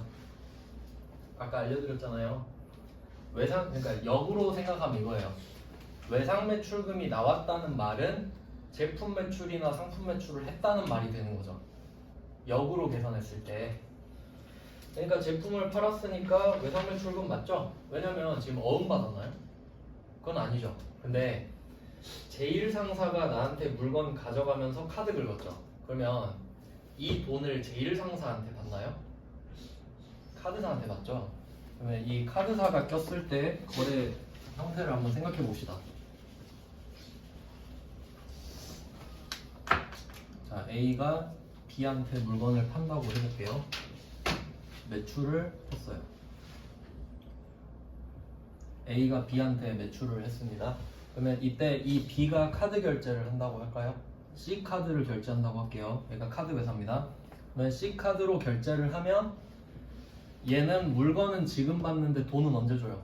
다음 달에 주죠. 돈을 다음 달에 A한테 줘요? C한테 줘요? 카드 회사한테 입금해야죠. 카드 긁었으니까. 그러면 얘는 돈을 누구한테 받아요? C한테 받지. 이렇게 되는 거 아닙니까? 그러니까 카드 회사는 그 단기 대부업자라고 보시면 돼요. 왜냐면 한 달 동안 무이자로 돈 빌려주잖아 우리한테. 그렇게 유도해놓고 2달 넘어가면 리볼빙해서 막 이자 뜯어가죠. 그게 얘네들 하는 짓이에요. 돈놀이 하는 거잖아. 그러면 우리 입장에서는 얘한테 물건을 팔았으니까 거래처는 B 맞죠. 왜냐면 증빙은 얘한테 줄 거거든요. 근데 돈은 얘한테 받죠. 그러니까 외상매출금 카드회사 이렇게 되는 거예요. 삼성카드 써있죠? 그래서 잘 보시면 이 6번 문제도 메인 매출점표죠? 왜냐면 부가가치세가 찍혀 있잖아요. 그러니까 역도 성립하죠. 부가가치세가 있으니까 메인 매출 점표다. 메인 매출 점표에 있으니까 부가세가 있는 거다. 둘 다 같은 말인데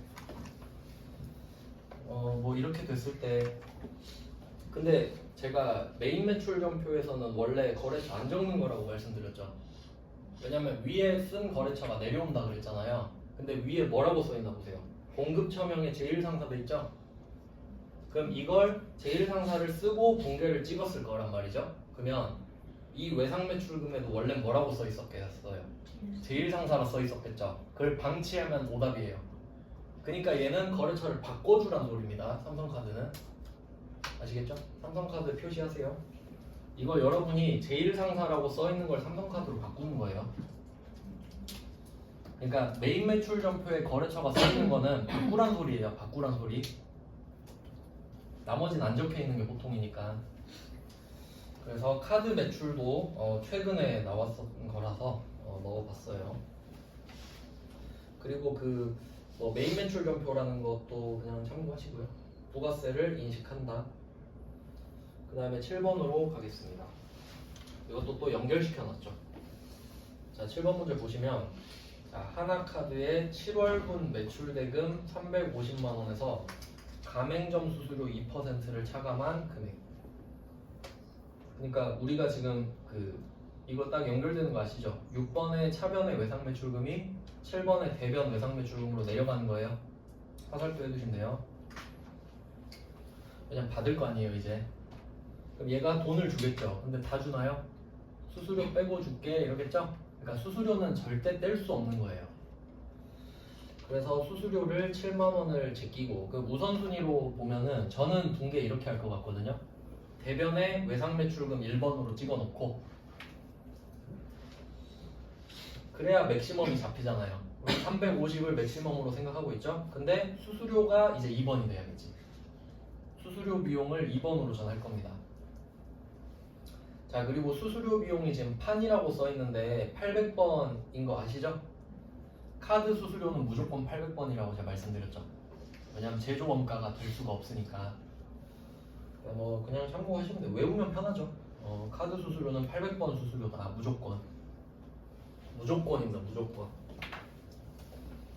자, 그리고 3번에 보통예금을 딱 치는 순간 금액은 컴퓨터가 찾아줘요. 그러니까 금액을 계산할 필요도 없지. 그래서 뭐 6번에 있던 걸 7번으로 정리했고요. 그러면 7번은 말 그대로 6번 문제의 후속 조치이기 때문에 일반 점표에 쓰고 일반 점표는 원래 거래처를 안 쓰기 때문에 외상매출금에 굳이 하나카드를 써야 하는 겁니다. 굳이 써야 하는 거예요. 굳이. 자, 그래서 6번, 7번을 세트로 이렇게 봤습니다. 자, 6번과 7번이 하나의 거래라는 거 이제 아시겠나요? 6번과 7번은 하나의 거래인데 찐 거래는 6번, 7번은 후속 조치. 됐죠? 그 다음 이제 8번으로 가볼게요. 자, 이제 좀 특수한 주제입니다. 그럼 앞에까지는 일반적인 거래였잖아요. 그러면 8번 같은 경우는 옛날엔 잘 나왔는데 최근에 좀 뜸한 주제네요. 한번 볼게요. 8번. 자, 회사는 운영자금 문제를 해결하기 위해서 기경상사의 받으러움 100만원을 한국은행에 할인하였다. 근데 여기서 받으러움 표시해 보시면 조금 이게 아쉬운데 이거 계정 과목이죠. 계정 과목이죠. 그러니까 실제로 입력할 때 쓰는 이름이죠. 근데 참고로 좀 알아두세요. 원래는 어떻게 말해야 되냐면 기경상사한테 매출 대가로 받은 약속어음 이렇게 해야 정상입니다.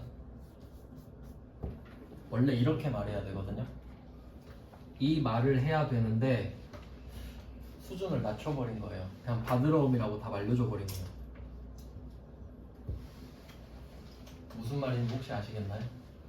실제로는 누가 받으러움이라고 답을 안 알려주잖아요. 상황만 말해주지.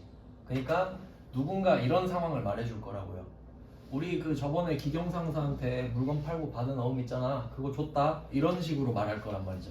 그러면 우린 그걸 듣고 기경상사한테 매출을 대가로 어음을 받았었으니까 받으러움으로 돼 있었겠구나. 이렇게 찾는 게 원래 시험이라고요. 근데 답을 적어줬죠? 무슨 말 하는지 아시겠죠? 근데 이게 여러분한테 좋은 걸까요? 저는 좀 이거를 퇴화시키는 거라고 보거든요. 솔직히 난 수강생 팔다리 다 자르는 거라고 봐. 그래서 말씀은 드립니다. 이거는 좀 바보 같은 문제다. 최근에 이렇게 내버립니다. 그러니까 밑에 있다. 밑에 한번 참고로 볼게요. 9번 문제도 한번 보시면 이걸로 쓸걸. 9번 문제 보시면 제품 판매 대금으로 수령한 3개월 만기 약소보험 있죠? 이거 밑줄 치고 8번의 받으러움이랑 연결시키면 되겠네. 무슨 말인지 아시겠죠? 그럼 왜 이런 차이가 발생하냐면 8번은 전산회계 1급이죠. 9번은 전산세무 2급이죠. 그러니까 전산세무 2급 정도는 돼야 제대로 한다 뭐 이런 느낌이겠죠. 자기들도 판단해. 회계 1급 니네가 뭘 알아? 약간 이런 느낌이에요. 좀 좋지 않은 것 같은데. 자, 그래서 어쨌든 간에 어음을 은행에 할인했다. 이거 되게 특이합니다. 그러니까 이거는 한마디로 요약하면 어음 할인이에요. 어음 할인.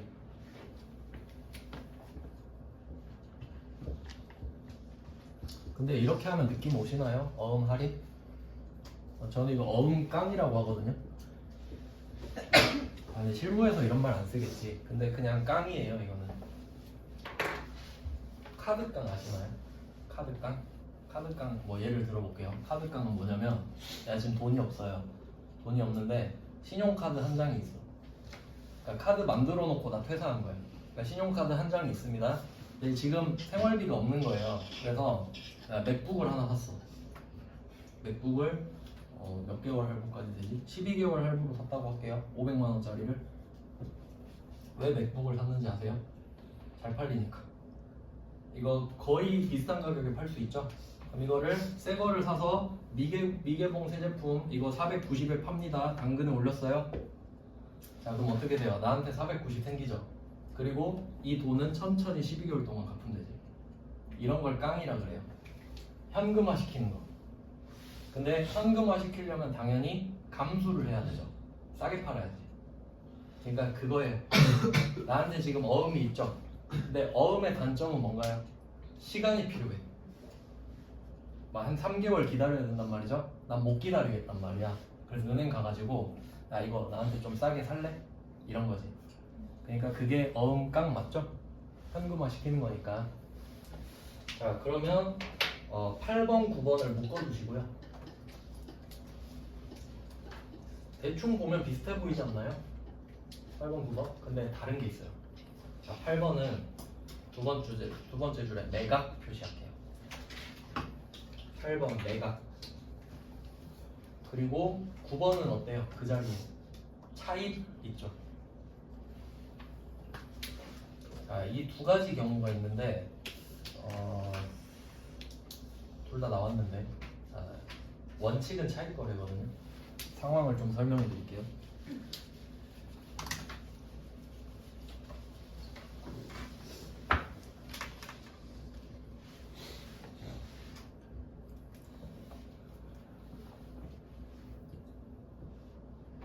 자, A 회사가 있고 B 회사가 있고 C 은행이 있습니다. 이때 B가 A한테 매출을 한 거예요. 그리고 약소보험을 받은 겁니다. 여기까지 어렵지 않죠? 물건을 팔고 야 돈 내놔 하니까 좀만 기다려줘. 일단 어음 받고 기다려 한 거예요. 자 그러면 원칙대로라면 이 약소보험을 내가 들고 있다가 얘한테 가서 자 돈 바꿔줘 이러면 끝나는 거죠. 얘 둘이 서로 끝내면 되는 거죠. 그래서 이때 이 약소보험은 A가 지금 책임을 져야 되는 상태입니다. 근데 난 지금 돈이 너무 급해. 그래서 이걸 갖고 가봅니다. 은행에 갖고 가요. 은행한테 가서 찔러봐요. 혹시 이거 살래? 이거 참고로 은행의 부수입입니다. 왜냐면 그 지금 가격이 얼마지? 100만 원이죠? 8번 문제 보시면 그 은행이 바보가 아니니까 이거 100만 원에 사겠어요? 한 뭐 85만 원 이렇게 산다고 해봐요. 그럼 기다리면 15만 원 공짜로 먹는 거죠? 근데 문제는 뭔지 아세요? 아까 수표도 배우고 어음도 배웠는데 수표랑 어음의 단점이 뭐냐면 현금화하는 작업이 필요해요. 근데 만약에 그러니까 차이가 뭐냐면 여러분이 설날에 세뱃돈으로 현금 받으면 이거 바꿀 필요 있어요? 그냥 현금이니까 갖고 있으면 되죠. 근데 수표로 받으면 어떡해? 설날 끝나고 은행 문 열 때까지 기다렸다가 수표로 바꿀 수 있죠. 그럼 최악의 상황은 부도가 날 수 있어요. 부도는 뭐냐면 그 돈을 줘야 되는 책임자 있죠.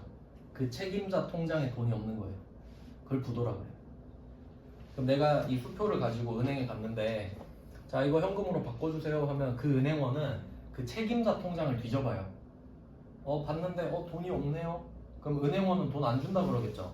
그러니까 부도는 지급 거절입니다. 정확한 표현이.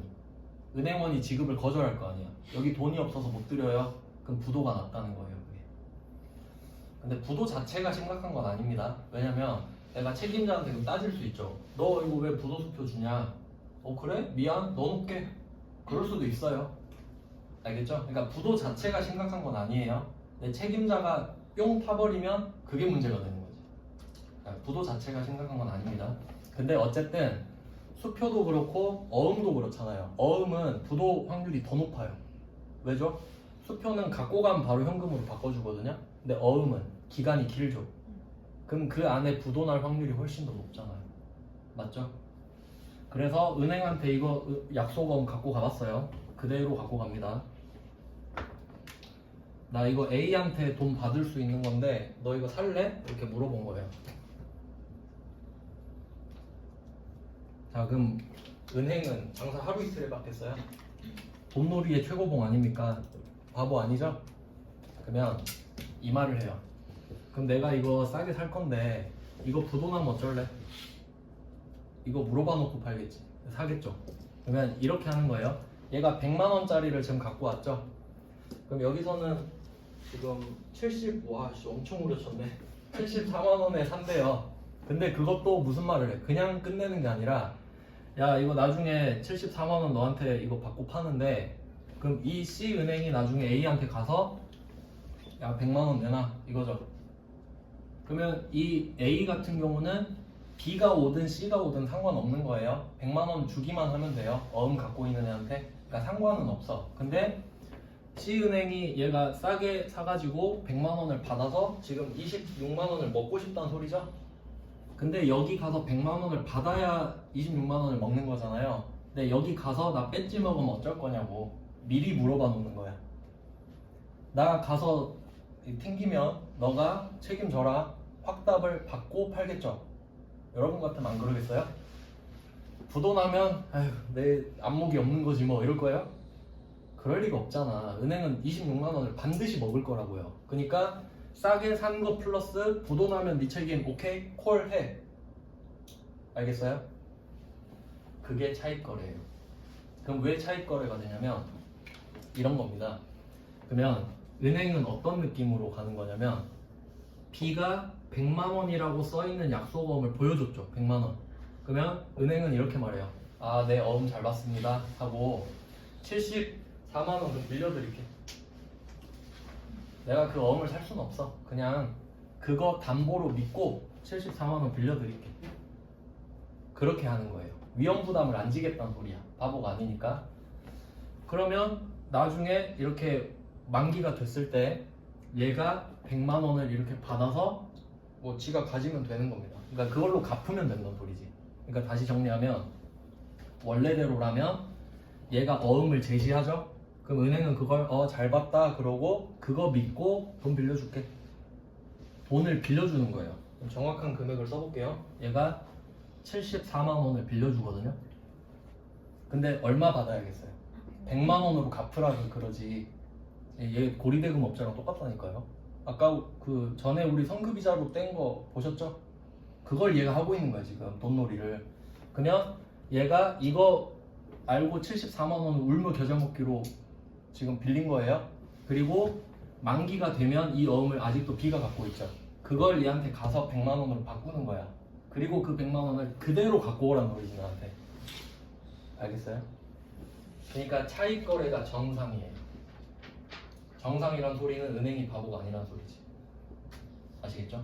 근데 그러면 은행을 바보로 만들어 볼까요? 바보로 한번 만들어 봅시다. 자, 그러면 은행한테 갖다 팔아요. 야, 나 이거 너한테 팔게. 지금 은행이 알았어, 그거 나 74만 원에 살게. 나한테 넘겨.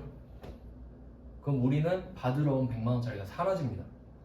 그리고 74만 원이 들어와요. 그리고 끝. 이해되세요? 그러니까 차입 거래는 어음을 보여주기만 하고 얘한테 74만 원을 받고 만기가 되면 얘한테 100만 원 받아서 다시 줘야 돼. 나머지 차액은 이자가 되는 거죠. 근데 만약에 은행이 바보다. 그럼 그냥 그날 끝나는 거죠. 받으러 온 100만 원 주고 74만 원 받고 끝. 그러니까 매각 거래는 정상이 아니에요. 이건 있을 수 없는 일이에요, 실제로.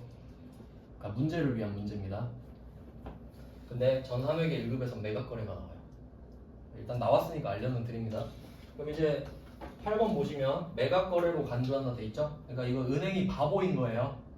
근데 시험엔 은행이 바보로 나와요. 이렇게 알고 계셔야 돼요. 어쩔 수 없습니다. 자, 그래서 이제 문제를 풀어보면, 자, 받으러움이 차변에 원래 있었던 거 아시죠?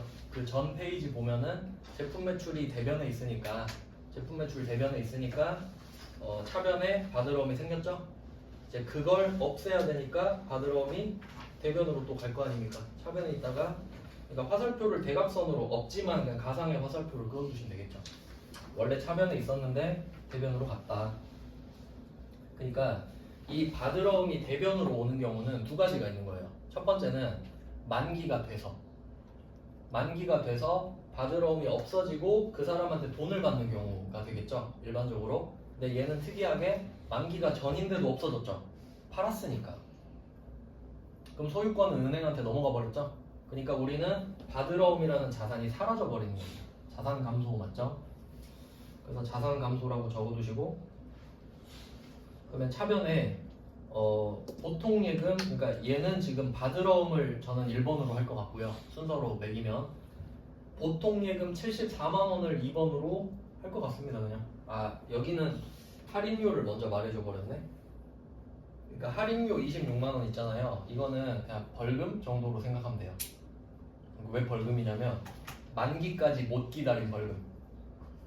만기까지 기다렸으면 여러분 100만 원 받죠? 근데 지금 못 기다렸으니까 26만 원 손해보는 거 아닙니까? 그러니까 그 페널티라고 생각하셔야 되죠. 그래서 이 매출채권 처분 손실은 성격이 뭐겠습니까? 그냥 뭐 비용이겠죠. 돈 날렸으니까. 그래서 매출채권 처분 손실은 비용 플러스라고 써주시면 되고, 보통예금은 자산 플러스가 되겠죠. 그러니까 시험에는 8번이 나옵니다. 8번이. 근데 원래는 9번이에요. 근데 뭐 8번만 알려드리면 제가 좀 찝찝해서 그냥 9번도 알려드리긴 했는데, 그러니까 이게 원래대로라면 이런 거래는 없고 차익 거래라고 했잖아요. 그냥 이름만 참고로 봐도 돼요. 어떻게 바뀌냐면, 이게 차익 거래면 받으러온 자리에 단기 차익금이 들어오는 거예요. 왜냐면 이 돈을 갚을 돈으로 바뀌어 버리니까. 그리고 매출채권 처분 손실은 이자 비용으로 바뀐다는 거지. 근데 시험에 나오진 않지만 그냥 뭐 그런가 하고 넘어가시면 돼요. 실제 상황이 이러니까요. 그래서 그 8번은 결국 이 문제는 뭘 물어보고 싶은 거냐면, 매출채권 처분 손실이라는 거 이름 외울 수 있냐고. 저 같으면 그냥 이럴 것 같은데, 처분 손실만 외워요. 그리고 처분 손실 쳐서 찾을 수만 있으면 돼. 왜냐면 어차피 이거 매출채권 아닙니까? 아니면 그냥 매출채권을 검색해서 찾는 방법도 괜찮죠? 그러니까 전략적으로 접근하세요. 무조건 다 외운다 생각하지 마시고. 자, 그럼 뭐 9번은 넘어갈게요. 세무 2급이니까. 그 다음에 10번으로 가보겠습니다. 10번 문제는 보관하던 받으러움 또 보세요. 받으러움 그냥 다 말려져 버렸죠. 하지만 우리는 9번처럼 연습하는 거예요. 제품 판매 대금으로 수령한 3개월 만기 약속어음, 이렇게 생각하는 거예요. 항상. 왜냐면 그 9번을 살짝 한번 바꿔볼까요? 제품 판매 대금으로 수령한 이렇게 써 있잖아요. 그러면 이거를 비품 판매 대금으로 바꿔볼까? 비품? 그러면 제가 딱 두 개만 말씀드렸죠. 제품 매출, 상품 매출 이냐 아니냐. 그럼 비품은 제품 매출도 아니고 상품 매출도 아니죠. 그럼 아니냐가 되잖아요. 그러면 어음 받으면 미수금. 미수금이죠? 미수금이 되잖아. 그러니까 그때 미수금이었으니까 지금 미수금을 없애야 된다고요. 그럼 난이도가 급상승하는 거죠. 그러니까 얘네들이 그걸 방지하고자 바드럼을 알려줘 버리는 거예요. 아시겠죠? 근데 수준은 낮춰버리는 거예요. 근데 저라면 비품, 판매 대금, 약소금 이렇게 낼 거예요. 그럼 여러분은 미수금 찾을 수 있어야 됩니다. 어음으로 내고 미수금 내면 다 틀린다니까요, 진짜. 뭐 그건 그냥 참고하시고 미수금은 이제 틈틈이 생각해 보세요. 이제 10번 문제는 자 만기가 되어서 지급 제시했죠. 은행 가가지고 저 오늘 만기일이에요. 돈 주세요. 하니까 이 통장에 돈이 없는데요. 이런 거죠. 지급 거절. 부도 같은 말이라고 말씀드렸죠. 이거 왜 제가 강조하냐면요. 옛날에 이렇게 문제 낸 적이 있습니다. 부도란 말을 빼고 냈어요. 지급 거절만 냈단 말이에요. 문제에서. 그럼 지급 거절이 부도인지 모르면 틀렸던 거예요. 그러니까 붙여서 제가 말씀드리는 겁니다. 근데 최근에 그냥 같이 말해버리네요. 그리고 혹시 모를까봐 부도 어음과 수표 계정으로 관리하고 있다 돼 있는데 자, 차변에 보시면 부도 어음과 수표 애플전자 써있는데요. 자, 부도 나면 느낌 안 좋죠? 근데 자산이에요. 자산 플러스라고 써두세요. 그 다음에 그 대변에 보시면 바드러움 애플전자는 당연히 자산 마이너스가 되겠죠. 근데 얘는 어떻게 된 거냐면 그 오른쪽에 바드러움에서 왼쪽에 부도 어음과 수표로 화살표를 해주세요. 그러니까 바드러움이 없어지고 부도 어음과 수표가 된 거죠. 그러니까 정확히 말하면 부도 어음이 된 건데 이건 어떻게 회계 처리가 된 거냐면 바드러움은 원래 시간만 지나면 돈으로 바꿀 수 있는 편한 자산이었죠. 근데 이제 소송 걸어서 붙어갖고 이겨야 받을 수 있는 불편한 자산이 된 거예요. 이름 바꿔준 거예요. 그러니까 비슷한 거 우리 한 적 있는데 장기 차입금을 유동성 장기 부채로 바꿔본 적 있죠? 그런 느낌인 거예요. 이름만 바꿔줘. 성격이 바뀌었으니까. 그래서 참 불편해졌죠? 근데 보세요. 이게 장기 차입금이 유동성 장기 부채 된 거랑 똑같은 게 금액 똑같죠? 거래처 똑같죠? 이름만 바뀌잖아요. 네, 참고로 당연히 법대로라면 받을 수 있거든요. 그러니까 어음으로 발행하면 법적으로 그 유리해요. 근데 그런 변수가 있어요. 상대방이 파산 신청한 거예요. 파산, 저 돈 도저히 못 갚겠습니다, 판사님 하면 판사가 야 그래 얘 진짜 털어봤자 돈 안 나온다. 채권자들 다 싹 가 하면 우리 못 받거든요. 그럼 그때는 이제 끝나버리는 거예요. 근데 아직 결과가 안 나왔잖아요. 그러니까 그 결과 나오기 전까지 부도 어음과 수표인 거예요. 아시겠죠? 그러니까 운 좋으면 이 상태로 부도 어음과 수표가 대변으로 사라지면서 보통 예금 들어올 수도 있는 겁니다. 근데 이제 뻥날 수도 있어요. 그러니까 못 받을 수도 있는데 그건 이따가 할 겁니다.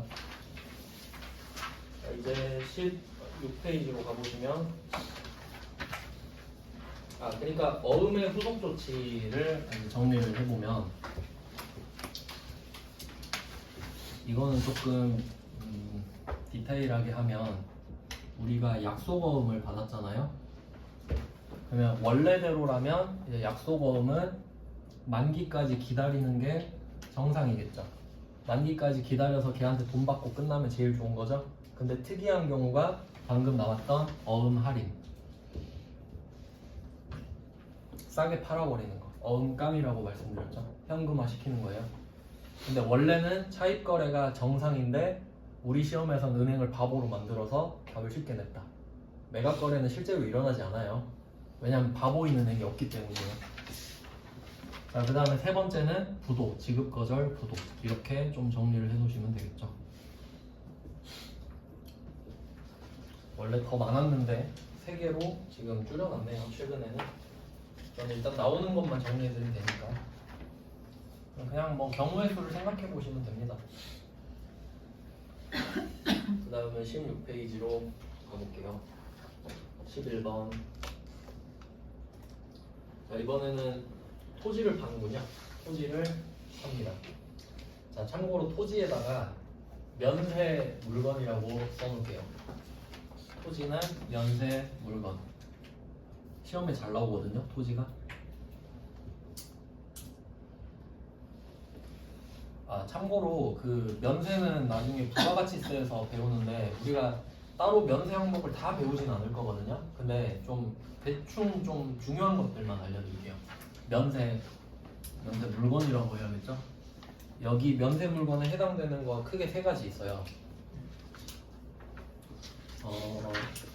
땅, 돈, 사람. 기본적으로 이렇게 생각하시면 돼요. 땅, 돈, 사람. 일부러 쉬운 말 쓴 거예요. 뭐 토지 이런 말 안 썼잖아요. 원래는 뭐 금융 막 이런 말 나온단 말이죠. 근데 왜 그러냐면 얘네들을 왜 면세로 해놨냐면 얘네들을 그 부가가치의 주체로 봐요. 그러니까 부가가치라는 건 없던 걸 새로 만드는 걸 말을 하죠. 그 부가가치를 창출한다 그러잖아요. 그럼 생각해 보시면 땅 있으면 뭐 농사 지으면 곡식 같은 거 만들 수 있죠. 뭐 그런 게 부가가치를 창출한다는 거고, 돈 있으면 돈으로 이자 받을 수 있죠. 그리고 뭐 사람 착취해서 또 돈 벌 수 있죠. 뭐 이런 거야. 그러니까 얘네들은 부가가치를 창출할 수 있는 요소들이기 때문에 얘네들한테는 부가세 안 뜯을 거예요. 그냥 이렇게 정의해놨어요. 그러니까 돈놀이 하면 면세인 거야. 제가 그 은행에서 돈 빌리고 그런 거는 그 면세라고 말씀드렸잖아요. 근데 거기에 붙은 이자에는 왜 부가가치세를 떼냐면 그 이자는 은행의 소득이기 때문입니다. 그러니까 부가가치세는 소비세거든요. 그러니까 여러분이 부가가치세를 안 내는 방법이 있어요. 뭐겠어요?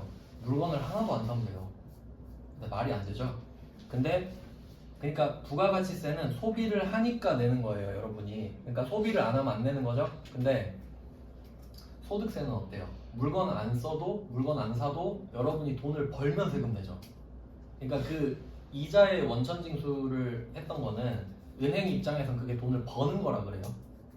지금은 무슨 말인지 모르겠죠? 일단은 이렇게 알고 계시면 돼요. 그러니까 땅은 면세 맞죠? 그렇게 좀 알고 계시면 돼요. 시험에 이제 나오는 게 그 돈 빌려주고 돈 빌리는 게 면세다, 땅이 면세다, 이 정도는 좀 잘 나와요. 네, 그러면 이 땅을 한번 팔아볼까요? 취득원가가 6,200만 원으로 돼 있죠. 요거를 회계 1급에 낸 게 좀 회차를 안 써놨네. 이거 회계 1급일 건데. 자, 이거를 팝니다. 그럼 아까 제품 매출했던 거 기억나시죠? 제품 매출했을 때는 대변에 제품 매출 수익 적고 부가세 예수금 적었죠. 과세니까 야 부가세 갖고 와 라고 한 거예요. 이 물건 팔면 나 부가세 내야 되니까 너한테서 삥 뜯을 거야. 이게 과세예요. 근데 이 땅을 팔면 내가 평소에 팔던 물건이 과세 물건이어도 이 땅 자체는 면세란 말이에요. 그러면 이 땅을 팔 때만큼은 부가세를 안 걷어도 되는 거예요. 그럼 서로 좋겠죠. 서로 비싸게 거래 안 해도 되니까. 그래서 이런 경우가 된 겁니다.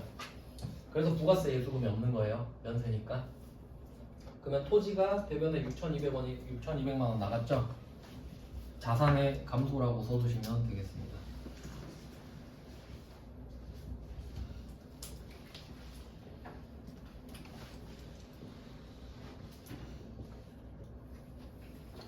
자, 그럼 일단 갖고 있는 거 토지 6,200 보냈습니다. 근데 오늘 팔았는데 6,500 받았대요.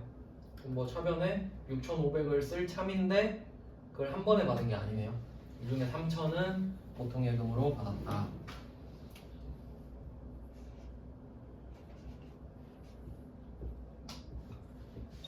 뭐 여기까지는 어렵지 않죠? 그리고 보통은 나머지 이렇게 말할 겁니다. 액수를 말 안 하고 나머지라고 해야 찾아라 이 말이니까. 자, 그럼 나머지는 됐죠. 다음 달에 받기로 약정하였다 돼 있는데 토지 팔았죠. 그럼 토지 표시하시고 답 보시면 차변에 미수금 써 있죠. 토지에서 미수금으로 화살표하면 되겠죠. 토지를 팔고 외상을 했으니까 미수금이다. 이게 제품이었다면 제품 매출하고 어땠겠어요? 외상 매출금이었겠죠. 미수금이 아니라. 그걸 계속 생각하셔야 된다는 거예요. 자, 그리고 한 개 더 적어놓을까요? 지금 나머지는 다음 달에 받기로 약정하였다 이렇게 돼 있죠. 그러면 그 나머지는랑 다음 사이에 나머지는 약속어음을 받고 이렇게 써놔요.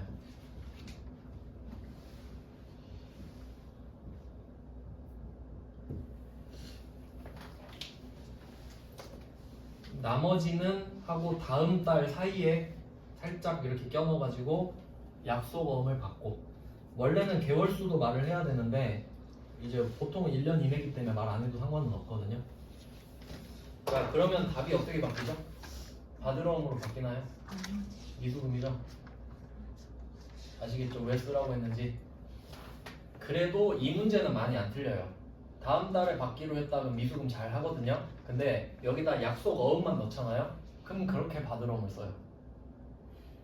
안 그럴 것 같죠? 그렇게 된다니까. 그래서 받으러옴을 조심하자.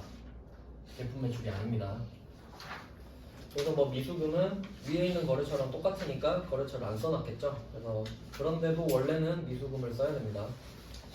그래서 뭐 나머지 금액을 생각해 보면 우리가 이거를 6,500에 팔기로 했잖아요. 6,500에. 그러니까 나머지는 3,500이다. 이 금액부터 먼저 찾아내셔야 되고, 그러니까 여기서는 금액을 자동으로 맞춰주길 바라면 안 돼요. 우리가 이거 가지고 6,500을 찾아내셔야 됩니다. 이게 차변 대변이 똑같은 게 아니니까 이 문제 같은 경우는 여러분이 직접 3,500도 적으셔야 돼요. 그리고 미수금이죠. 거래처도 원래는 써야 되고요. 얘한테 돈을 아직 못 받았으니까 돈을 받을 거니까 자산이겠죠. 자, 이렇게 하면 차변 대변이 안 맞잖아요. 그러면 6,200짜리 줬는데 6,500을 받게 된 거죠. 아직 얘는 못 받았지만 언젠간 받을 거 아닙니까? 그러면 오늘 기분은 정해졌죠. 기분은 일단 좋아요. 더 받은 거니까. 그래서 처분 이익이 나오는데 수익이겠죠. 순자산이 증가했으니까. 이것도 한번 따져보면은 지금 토지 6,200만 원 감소했죠. 자산 6,200 감소. 근데 자산 6,500 증가. 순자산 300 증가했죠. 그게 수익. 이렇게 되는 거. 기분 좋다. 300.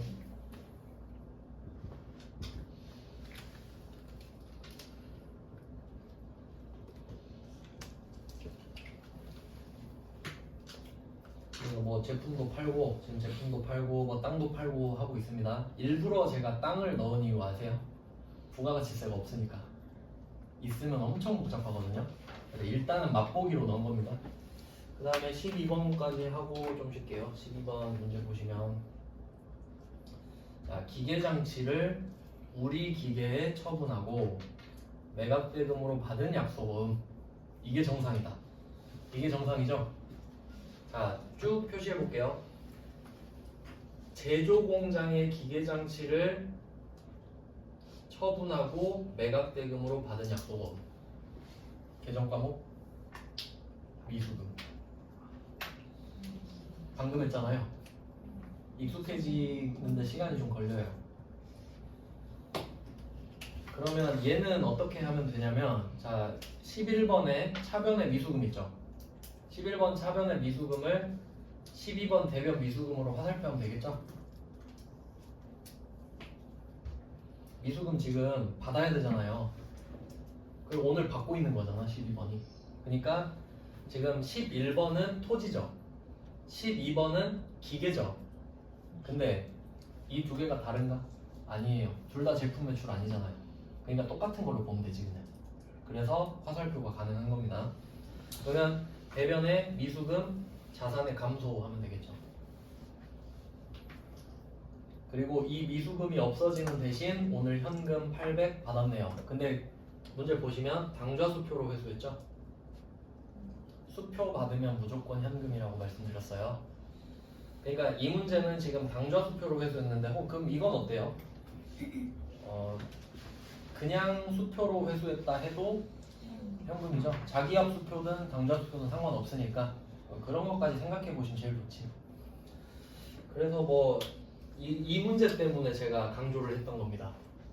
그러니까 이거 한번 응용만 하고 좀 쉴게요. 지금 12번에서 기계장치를 우리 기계에 처분하고 매각대금으로 받은 약속어음 써있죠. 그럼 이걸 가지고 전 페이지로 한번 가보세요. 15페이지. 자, 그걸 가지고 9번 문제로 싹 가서 제품을 기계장치로 바꿀 수도 있는 거죠. 그쵸? 제품이 아니라 기계장치 팔고 이렇게 할 수도 있잖아요. 방금 보셨잖아요. 그러면 이 9번에 얘는 아니구나. 8번으로 가야 되구나. 8번으로. 8번에 받으러 온 대신에 방금 그 줄친 걸 넣는 거예요. 기계 팔고 받은 약속어. 그러면 8번의 대변이 어떻게 바뀌어요? 미수금으로 바뀌죠. 애초에 받았을 때 미수금이었으니까 그걸 지금 주는 것도 미수금일 거 아니에요. 이미 그때 받았을 때 결정이 나 있던 상황이잖아요. 그러니까 그 결정 났던 걸 지금 주기만 하면 되는 거죠. 그러니까 제가 이렇게까지 설명드린 겁니다. 아시겠죠? 네, 여기까지 해놓고 좀 쉬다가 다음 페이지는 제가 나눠 드릴게요.